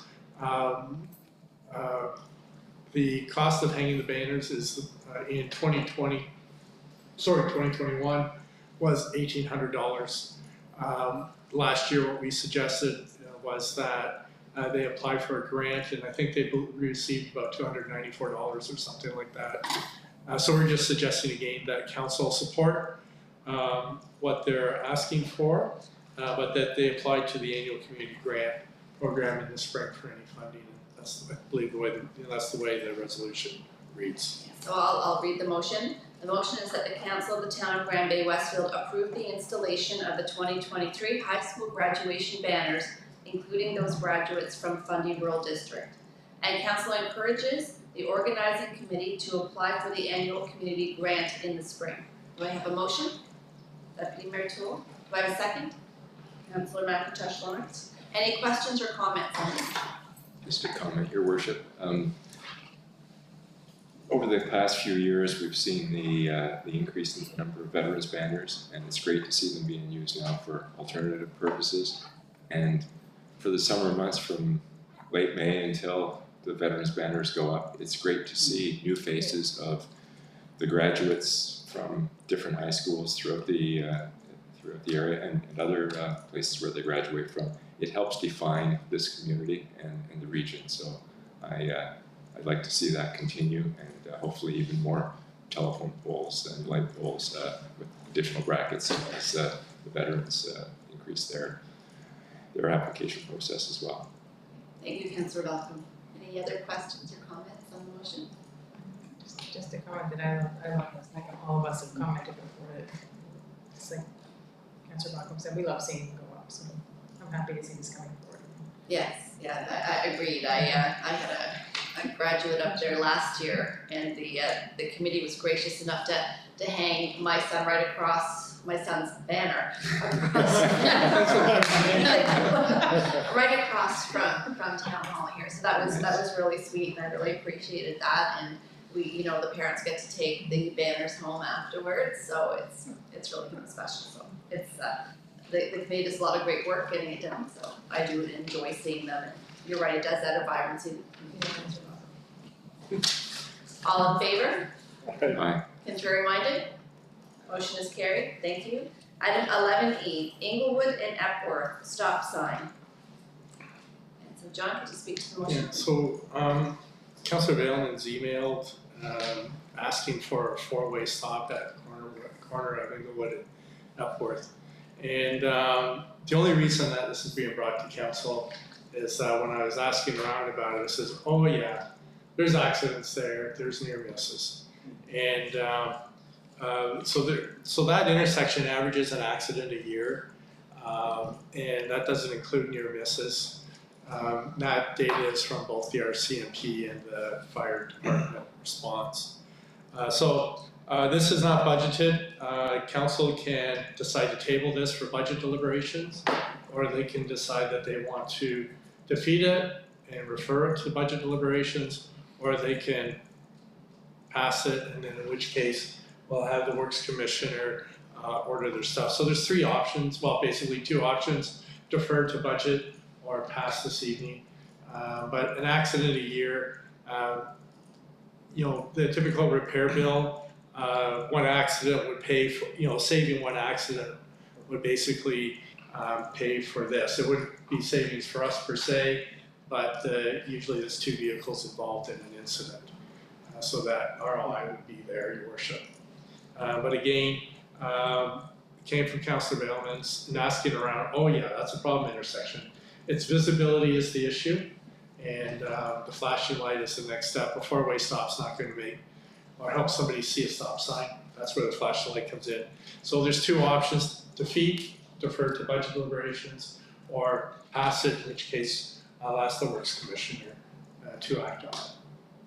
Thank you. I'll read the original motion and then we can discuss. The motion is that the council of the town of Grand Bay-Westfield authorize administration to purchase 2 LED solar stop signs for $4,543.88 plus shipping to be installed at the intersection of Inglewood Drive and Epworth Park Road. Do I have a motion? Thank you, Councillor Bellmans. Do I have a second? Thank you, Councillor McIntosh Lawrence. Any questions or comments on the motion? Councillor Bellman? I've written myself at that intersection. People parked it right at the corner going south, right beside me on the road, right by me twice. Within 2 months of happening again, I see a car right to the intersection. So I don't know, a child can walk across there and people don't see the stop sign, or something happens. One death is not going to cost $5,000 for a child. I mean, it's minimum, but There's something, I don't know why that people do that, or just unaware, or texting, but I don't know how you're gonna solve the problem. And it's a problem right there, so people are complaining to me about it, and I saw it myself, so I witnessed. But I saw it 2 or 3 times that people go right through it, so. Thank you, Councillor Bellman. Do you have any other questions or comments? Councillor McIntosh Lawrence and then Councillor Bell. So there's 2 stop signs now, correct, on Inglewood, so these 2 would go on Eckwood Park? Or, No, on the stop signs, on, on the stop sign's already there? Yeah. So it wouldn't be a 4-way stop? no, Just a 2-way no. stop? Okay. No, this is just to bring visibility, Okay. to the stop sign. Thank you. Your Councillor worship, the Bell. question that I would like to ask is it a matter of not following the rules? You know, people must know that there are stop signs there. So will a flashing stop sign cause them to change their behavior? Most people will stop at a stop sign. Sometimes it's a rolling stop if it's out in the country. This is definitely not the country, I understand that. But I'm just wondering if that expense is merited at this point in time. Thank you, Councillor Bell. John, can you respond? Sorry, Councillor. Yeah, flashing lights do attract more attention than a sign, even if it has a reflection on it. They are known to be effective. After that, if that doesn't work, and there are places where you need something more aggressive to be able to attract people's attentions. But as mentioned to the mayor, that maybe we need to do some tree trimming over there. But yeah, it's kind of a ridge, and but flashing lights are known to be effective, Councillor. Thank you. Thank you. Deputy Mayor Toole? I just have a quick question. I'm all for safety. I think this is a good proposal, but I'm wondering about you're mentioning it's 1 accident a year. So I didn't know if we have statistics for every time that something's come before us about a new stop sign or passing lane, and we get a lot of stats about studies that have been done on the traffic, and I just didn't know if we've looked to see what the problem intersections are in the town. Like, is this the one that should get the flashing light? Should we be putting it at more? That sort of data I'm just wondering about. Is this the one that is this the biggest problem intersection? Is this will make the difference, or do we need a bit more data? I like it, I think it's great, but I'm wondering if we're putting the money in the right spot, or if we should be looking to expand it, or there's been a lack of information. Well, right now, the intersection that we're mostly concerned about is installing a crosswalk near Ferry Road. Okay. And that's taking up time because it's Transport Canada, it's NB Southern. That's the Brundish Point. Yes, yeah, Ferry Road. And that's gonna be expensive. We're looking right now at about 200,000 for that. Now, if there are other problematic intersections, this is the one that's been most raised to me anecdotally, but if the Works Commissioner has an opinion on problematic intersections. Yes, I guess as far as intersections, we don't have any stats along that line. But again, just personal experience being here for 34 years, is you get to know where the problem area is, and that is a problem intersection. Which is why we've had a study done probably 12 years ago. We put van signs that say stop signs ahead, which is on that. We have reflectives on the stop sign now to encourage that is a problem intersection. So now we need to go to the next step, is to light up the active stop signs to get people to stop at that corner. But that is our problem intersection. Did that make any difference, the stuff done 13 years ago? Like the advanced signs and the flashing, did that? The flashing light is a lot more effective than advanced signs. Okay. How many signs have we all driven past we've not seen? That's where the flashing light is really most effective. Same thing on corners. We had one area in Battleford where we had a car drive into a house. We had put signs up, we had put reflectors up around the corner, and it still doesn't work. We ended up putting up a couple of flashing lights, and we did install a barricade, but the barricade wasn't damaged after that, once we put the flashing lights in. Same thing on stoplights, that's why they're used so much, as they do work. However, for badly designed intersections, which I think there may be a case for this particular one, that's a much more expensive fix. And so 5,000 seems reasonable in that context. But again, just for council, you can either defer the expenditure for budget deliberations, or we can ask the Works Commissioner to move on it this year. Councillor Bell? A follow-up question, Your Worship, maybe directed to the Works Commissioner. In our council kit, it shows a proposed sign, which is a stop sign with some small LED lights that flash on and off. I think there's a similar sign like that near the Commons in Rothesay. Are we talking that for a fix, or are we talking just a single flashing red LED at the top of the existing stop sign? It would be similar to what they have at the Rothesay Common, where there's a stop sign, the lights go around the inside of the stop sign. So yes, so the one that you're seeing up there would be what would be. So one of those stop signs. Do you have any other questions or comments? Councillor McIntosh Lawrence? I think I tend to agree with Councillor Balcom. I think the people that are on that street, they know there's a stop sign there already and they're not stopping. I'm not sure a more visible one is gonna make a difference, but I'm wondering if a four-way stop would make a difference. Like if you have someone coming, barreling through, but this person has to stop, I don't know if that would reduce the chance of an accident or? I'm making an assumption here, I'll ask the Works Commissioner to correct me if I'm wrong. I'm assuming the reason the stop sign was placed there is because Inglewood runs straight from past the Lions Club all the way through down to Brundage Point Road, I think. And the stop sign was there to stop them from building up speed through the rest of it, because normally it might be the Epworth Road. So one, there's speed control. Two, again, Councillor Balcom talked about rules and proper safety. Normally when you enter an intersection, you should be looking to make sure that you don't get hit. A four-way stop, I guess I'm just more skeptical. Is that going to create an environment where more people are going to potentially run it as well? But, yeah.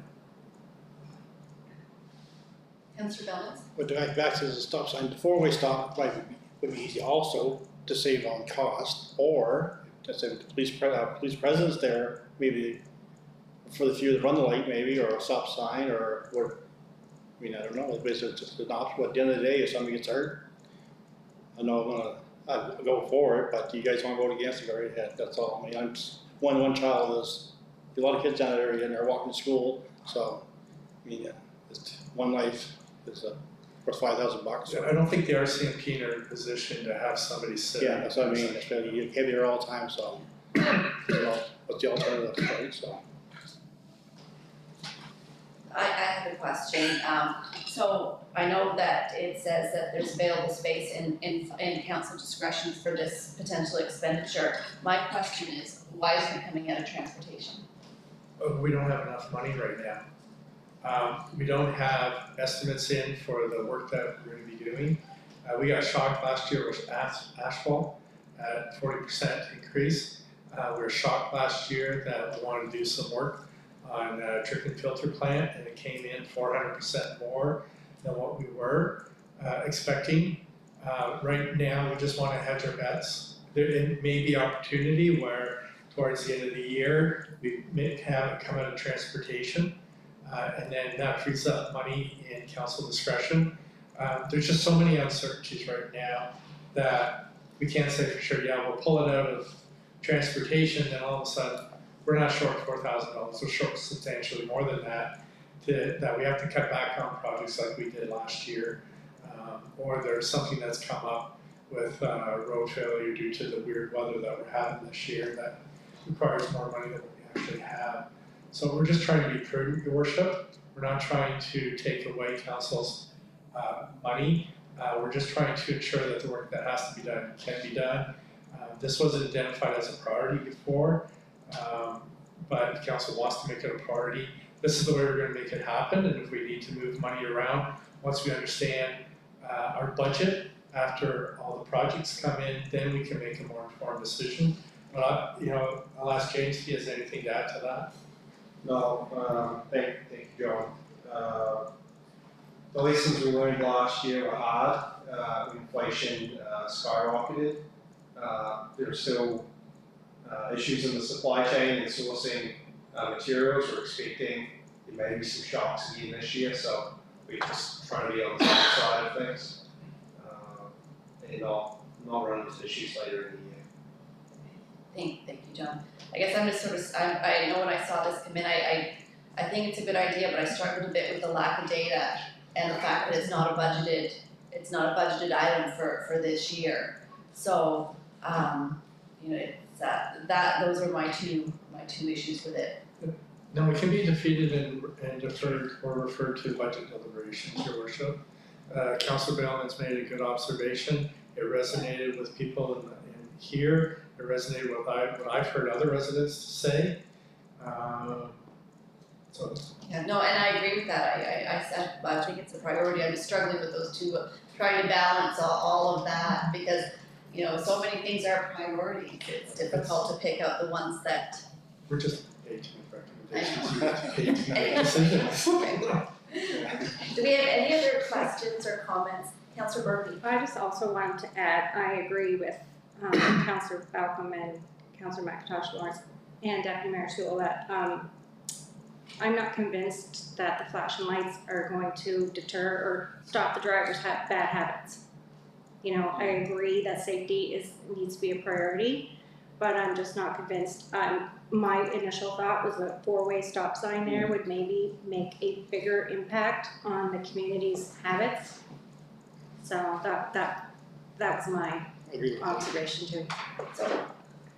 So again, it's usually we have a traffic study that that gives us recommendations from a place of of data, and that's what I'm struggling with here. I was trying to do something that was affordable. I know. A traffic study is going to cost more money, which will come out of council discretion right now. This was a solution that I thought was affordable right now. If council wants, we can do a traffic study, and I expect that there may be some design issues on the intersection that come back.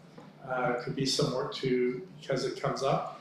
There's a rise there. What will the work done? A flashing light, I disagree, councillors, plural, is more effective than a 4-way stop. But yeah, we can defer, do a proper traffic study for next year and see what the solution is. For less than $5,000, I thought this was a pretty decent solution. I agree. I wasn't thinking so much of a traffic study, just where the accidents are in town was kind of my thought initially. If we just had that, one a year, is that the most, or they're more like Station Street in the morning, or they're more like there's, you never know where they are. That was not a full traffic study, but just a bit more info. I have a feeling more than one a year there. I don't understand why only one a year. It has to be more, or if you're not reporting. But councillor, those are the ones where emergency responders have been called. That doesn't mean to say there haven't been fender benders where people have exchanged contact information and have settled it. These are just the ones that have been recorded. That's all it is. So I was myself 3 times hurt. It's terrible there. I mean, someone gets hurt. It's not only on me. I tell you, I push it on you guys. I get complaints from the public, and I pass it on to you guys. So you make your decisions at your own discretion. So John, I'm just wondering if because I think people are they're not convinced one way or the other. It's possible we can defer it, and I mean maybe not for a long period of time, but are there other mitigations that we can look at, like tree trimming, etc., so that we can come back and feel like we have all of the options in front of us when we make a decision. Yeah, we can do tree trimming and see how that works. There's one tree there, then. Sorry? There might be one tree there, maybe.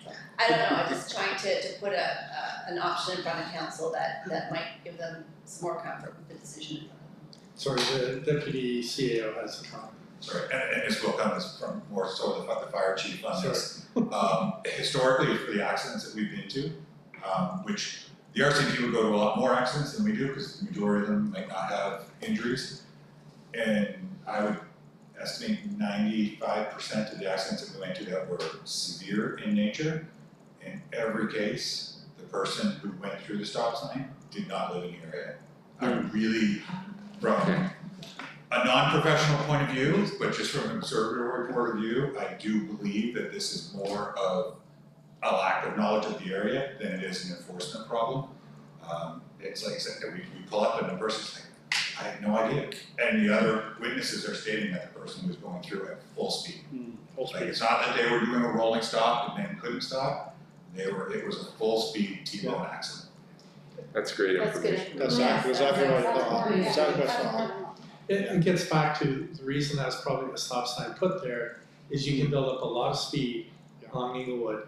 And we've intentionally narrowed Inglewood past Epworth to slow traffic down. We've broadened the shoulders for cyclists and walkers. We've done a lot of things to slow speed down. And that's probably the initial intent when the stop signs were installed there. Is the existing stop sign visible enough? I got an example. When I was sitting at the stop sign, when the guy went by me, it used to happen. It happened to hit in front of my truck going across the road and get hit. I think I would feel if somebody get hurt. Now, after I report you guys, I feel pretty bad, I think. She said some kid gets smoked in front of my truck. Oh, anyway, I don't know. It's a hard one. It's up your side, hard side.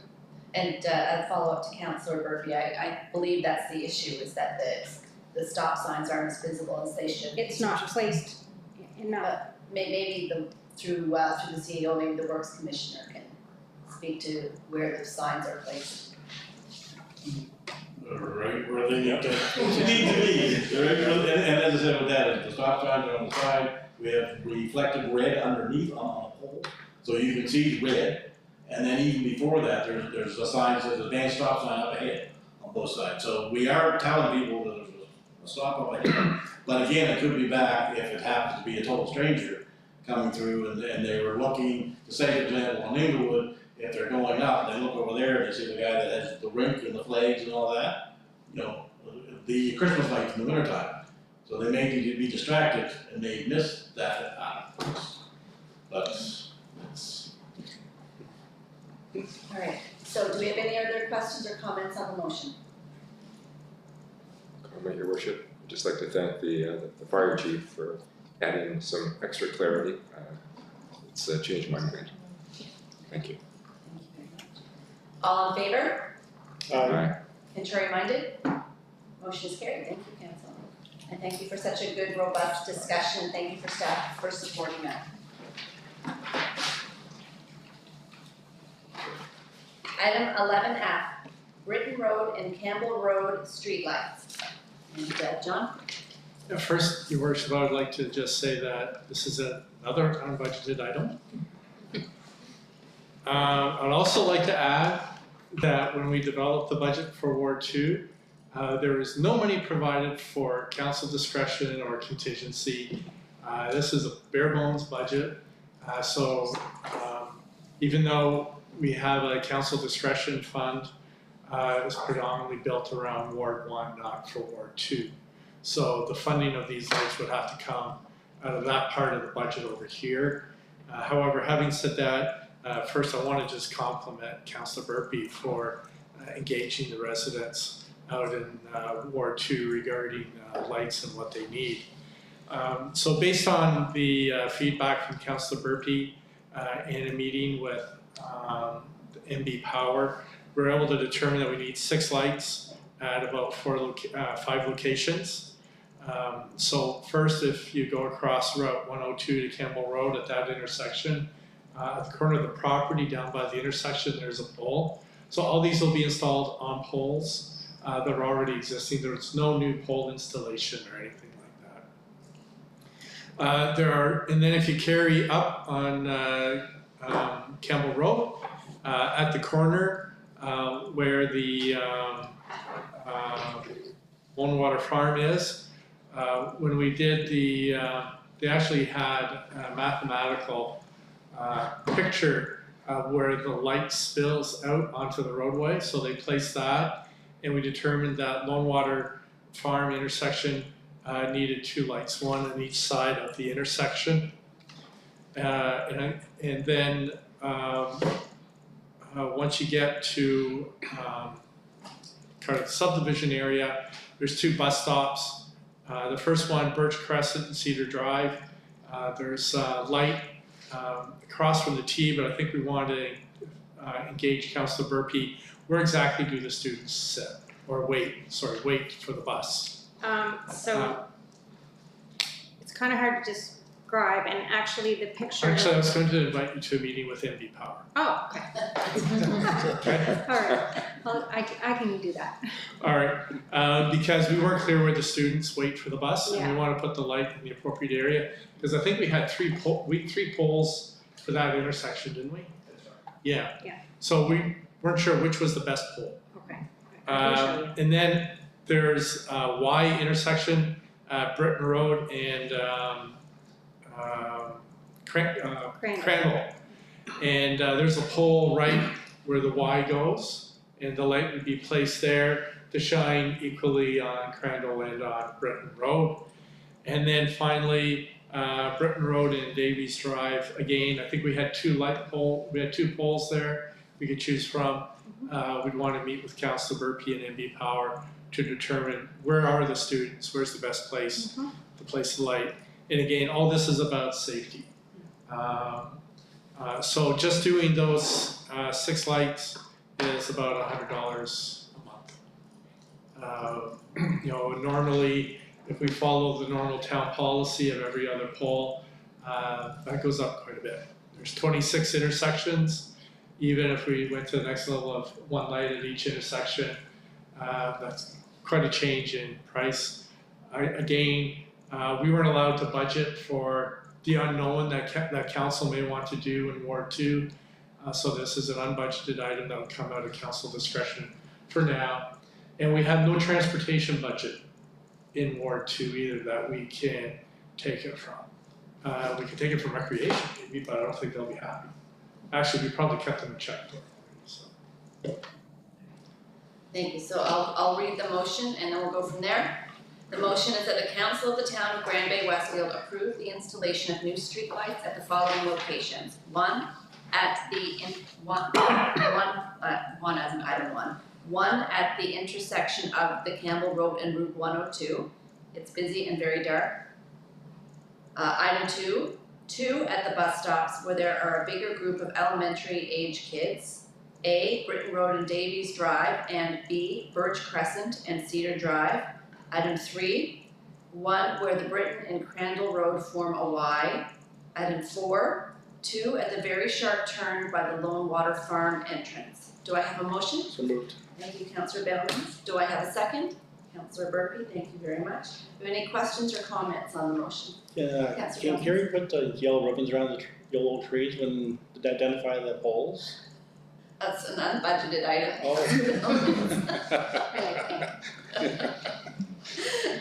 Do we have any questions or comments on the motion? Just one Yeah, comment. virtual. I think this is great. I go through those roads a lot in the short term. So this is really happy to see this actually, even though it's unbudgeted. I think it's a good initiative. Thank you.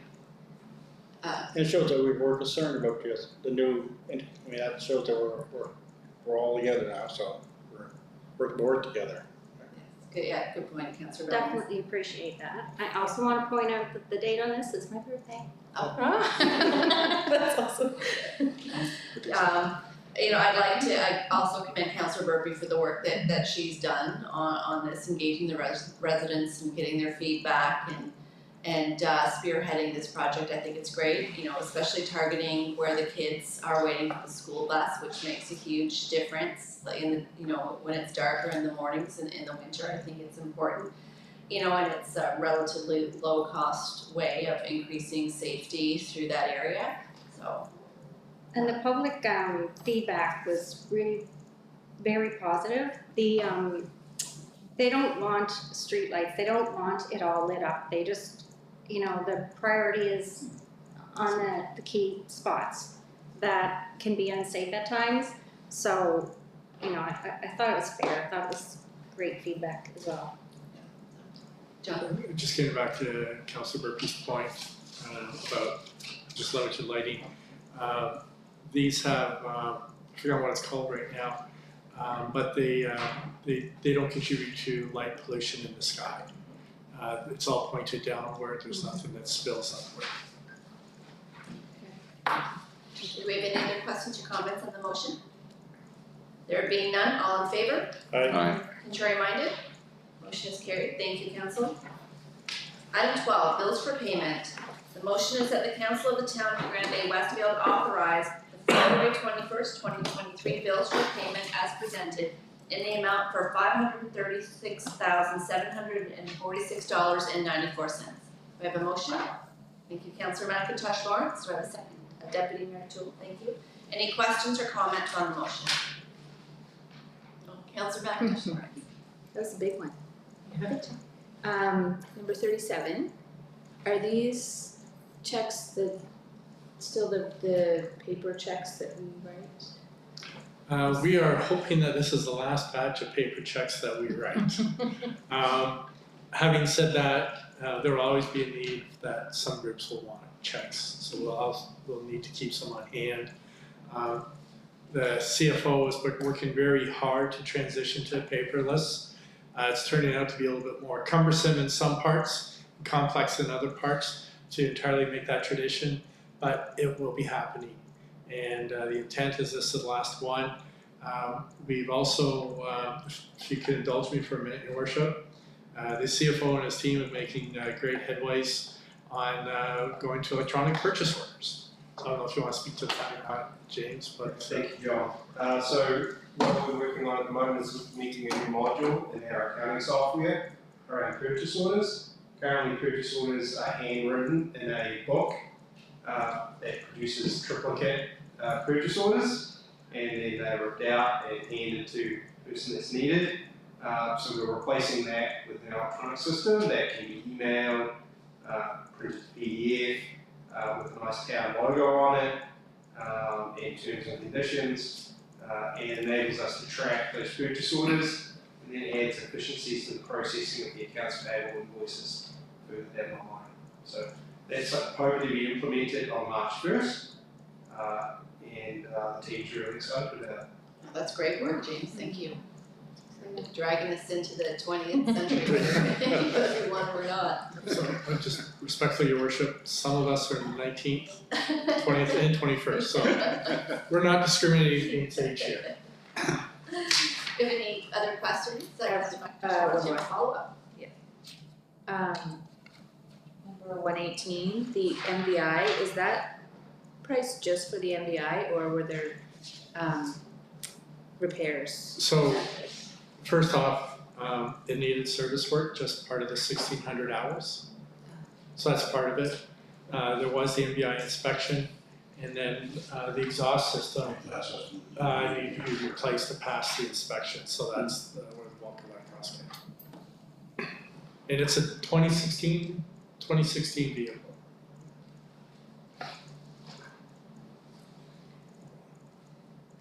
Councillor Billman? Number 95, generator annual, is that maintenance? What's is that every 5 years? It says for a lift station or something. No, 95? Yes, every year there's annual maintenance, oil and filter change and all that occurs. There are 2 lift station generators, lift station 5 and lift station 6. So each year both of those generators get service, which put that into it. Do we regenerate the diesel in the generators too, to get rid of the diesel, or they replace it, or do you just use the same diesel in it?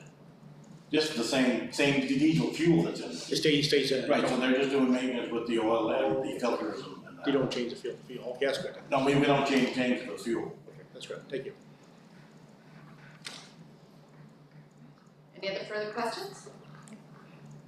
There being none, all in favor? Aye. Contrary minded? Motion carried, thank you. Item 13, consent agenda. 13A, Junior Achievers New Brunswick. B, Diabetes Canada. C, Heart and Stroke Foundation. D, Chamber membership renewal. E, thank you card, Grand Bay Primary. F, PAC minutes, December 5th, 2022. G, PAC memo, election of officers 2023. H, letter, Minister Hogan Transit System. I, LGR orientation number 1, vision of local governance reform. J, LGR orientation number 2, effective governance and administration. K, LGR orientation number 3, governance best practices. L, LGR orientation number 4, governance and service delivery, rural districts. M, LGR orientation number 5, community financing and community funding. N, LGR legislative changes, overview planning. O, funding RSC, weighted voting information sheet. P, letter St. John to PM Trudeau, guaranteed livable basic income. End consent agenda. The motion is that the Council of the Town of Grand Bay-Westfield receive and file the consent agenda items for February 21st, 2023. Do I have a motion? Thank you, Councillor Balcom. Do I have a second? Thank you, Councillor McIntosh Lawrence. Any questions or comments on the motion? There being none, all in favor? Aye. Contrary minded? Motion is carried. Thank you, Councillor. Item 14, Council reports. Let's start with Councillor Balcom today. Thank you, Your Worship. Over the past 2 weeks, I have attended Harbour Station, TD Station board meeting, and yesterday, along with every member of council here today, had the pleasure of participating in this family day held for the second year at the Westfield Golf Country Club. I'm not going to steal the chair's thunder, so I'm not going to talk very much about it, but there were many volunteers, and as a councillor and who's lived here for 25 years, I really appreciate all the volunteers who come out of the woodwork to help. In particular, I'd like to give a shout out to one individual who made me feel extremely safe when I arrived with my vehicle, Mr. Tim Osborne. You couldn't miss him because he was in reflective orange, which is fantastic. Previous years and other events at that golf course have been challenging with parking. I felt entirely safe. I knew where I was going, how I was going to get there, where I was going to park, and where I was going to leave. So thanks to Mr. Osborne, very much so. And finally, a shout out to Mr. Gary Crowley for taking the lead on gathering interest from local businesses, a lot of them home-based businesses, for trying to resurrect or form a Grand Bay-Westfield business association to see how they can work together and benefit themselves and the region. So that's all I have to say, Your Worship. Thank you, Councillor Balcom. That's a great report. Our town runs on volunteers, and we really appreciate the work that they do, because without them, we couldn't do the things that we do. So that's very wonderful. We might as well go to Councillor McIntosh Lawrence now and get that out of the way, so that everybody else can talk about Family Day. We're not worried about stealing your thunder. So first of all, we, everyone here met for the budget presentation for Ward 2 back in early February. Also in early February, I sat in on an intergenerational New Brunswick meeting. That's sort of a passion of mine, to see intergenerational activities come to Grand Bay-Westfield. And so I learned what was going on in the rest of the province, events and activities, so that was really, really great to see. And finally, Family Day yesterday, yeah, I just want to echo the Mayor's comments and Councillor Balcom's comments. It was an amazing day. I really want to thank the volunteers, the Community Vitality Community volunteers, Tim, the staff, all the businesses that took part. We ran into some hiccups late last week, and we overcame them, and no one would know no one's the wiser. So I think it went off without a hitch, and for the second year in a row. So thank you, everyone. Great work, Councillor. That was awesome. Councillor Bailmans. Oh, you jumped right by. No, I like to jump around. I bet Yes. you do. Oh, I had a meeting with Pro Kids last week, and they're so we're still looking for donations like hockey equipment and soccer equipment. Get the kids a chance to skate and play hockey and that stuff there. And so it's more money too. They send some money or donate to the Pro Kids, and in the family event, it was a great event, and we're well organized. I was pretty happy with it, and I'd like to think a shout out to Todd cool, it could give me a hand, keep the fires going. Oh, So yeah. that was a good event, so that's all I'm grateful for. Yeah, you did a great job the entire time to make sure that, yeah, it was smoky, so that everybody had a fire on to warm up by or roast a marshmallow on, so thank you for that, John, that was awesome. Deputy Mayor Toole. I think so, I guess, but had a couple meetings with the UMNB Local Governance Reform Committee in the last couple of weeks, which were good, but I guess the highlight, like everybody else, was Family Day. And I think what I noticed most about Family Day, which was great, is that it was all different kinds of families. There was something for the little kids, so the games that Councilor bought were incredible.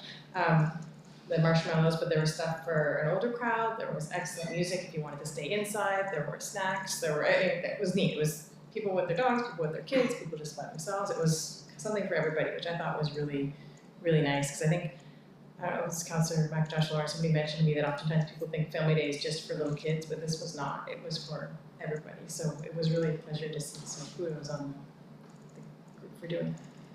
Thank you, Deputy Mayor Toole, and I do want to echo that when we're doing the budget presentations and staff present us the data on the demographics of the town, you know, it's not just, you know, it's not just the traditional family that has been there in history, you know, with the two parents and the two kids. We have families of all shapes and sizes, and we have you know, people that are unattached, and you know, it's nice to have an event where everybody feels welcome and there's something for everybody. So that's a good point to have made. And Councillor Burpee. So last weekend, I attended along with the mayor the UMNB orientation sessions, and we went all day Saturday and all day Sunday. They were extremely informative. There was everything there from A to Z, from developing policy and bylaws to buying a fire truck, like everything in between. It was an incredible experience, and listening to the other councils, councillors and mayors and all the new communities. Some have nothing. They don't even have pens, bank accounts, nothing. And then, you know, I was very impressed to hear their questions and their struggles, and it was I could go on and on about it. It was really, really good. And then, of course, again, I want to echo everybody's comments on Family Day, which was so much fun. And it was a really good turnout despite the kind of damp weather, and you know, everyone seemed to have fun. The kids that seemed to be having the most fun were soaked. Didn't care. So it was really great. I was really happy to be a part of it. Well, thank you, Councillor Burpee. That's great. So for my council report, it's been a busy couple of weeks. It started off with attending the State of the Province dinner on behalf of the town, which was a fully packed room, and it was an opportunity to network with my colleagues from all across the province and with our provincial counterparts as well. And of course, you know, the goal is always to move the priorities of the town forward, and that dinner often gives you a forum to do just that. So it was a very good opportunity for me to get in front of the MLAs and the ministers that make some of the decisions at the provincial level that we're hoping will move us forward. I then had as the Zone 3 representative, I am also on the UMNB board, and for those watching that don't know what UMNB is, the Union of Municipalities of New Brunswick, which is the association that helps us lobby for the priorities of municipalities across the province. So I attended the board meeting on Friday, which rolled into the UMNB orientation conference for the rest of the weekend, which, as Councillor Burpee said, was incredible. They did a really great job putting it on, and you're right, it was from soup to nuts kind of thing, right? You know, and it was an excellent opportunity to network with the new mayors and councillors from all across the province. You know, and it was really impressive to see the panelists. They had some wonderful panelists.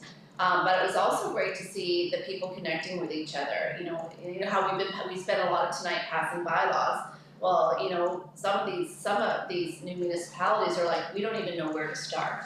And then, you know, the more established municipalities say, well, just, you know, we'll share ours with you so you don't have to start from scratch, kind of thing. So it was really great to see that kind of connection. So that was well worth it. There have also been a number of local governance reform orientation sessions online that I've been attending in the evening. So those have been pretty interesting. I attended another one of the Food Inc.'s All Women committee sessions, and they're getting, and that is a committee of Prud that is funded by the Government of Canada amongst other funders, and it's about removing barriers to the success of women to thrive in different situations. So they're using real stories gathered from women all across the region. You know, what is preventing you from reaching success, whatever that success may be, you know, employment success, you know, relationship success, you know, housing success, all of those things. And they're using these stories to bring recommendations to municipalities to help us craft policy so that we can help remove some of these barriers to success. So that's always a really, really interesting meeting to attend. And again, Family Day was pretty amazing. It was so much fun. All 4 of my kids showed up, which is a small miracle in and of itself. But yeah, so again, thank you to all the volunteers and staff, and of course, Councillor McIntosh Lawrence and the Community Vitality Committee for putting all of that on. And that's my council report for the evening. And that means that we're on to item 15, which is business arising from committee of the whole. And there being none, we move on to adjournment. And the motion is that the council of the town of Grand Bay-Westfield adjourn the meeting at 9:16 p.m. Do I have a motion? Councillor Burpee, do I have a second? Deputy Mayor Toole, all in favor? Contrary minded? Motion is carried. Thank you, council. Good night, everybody.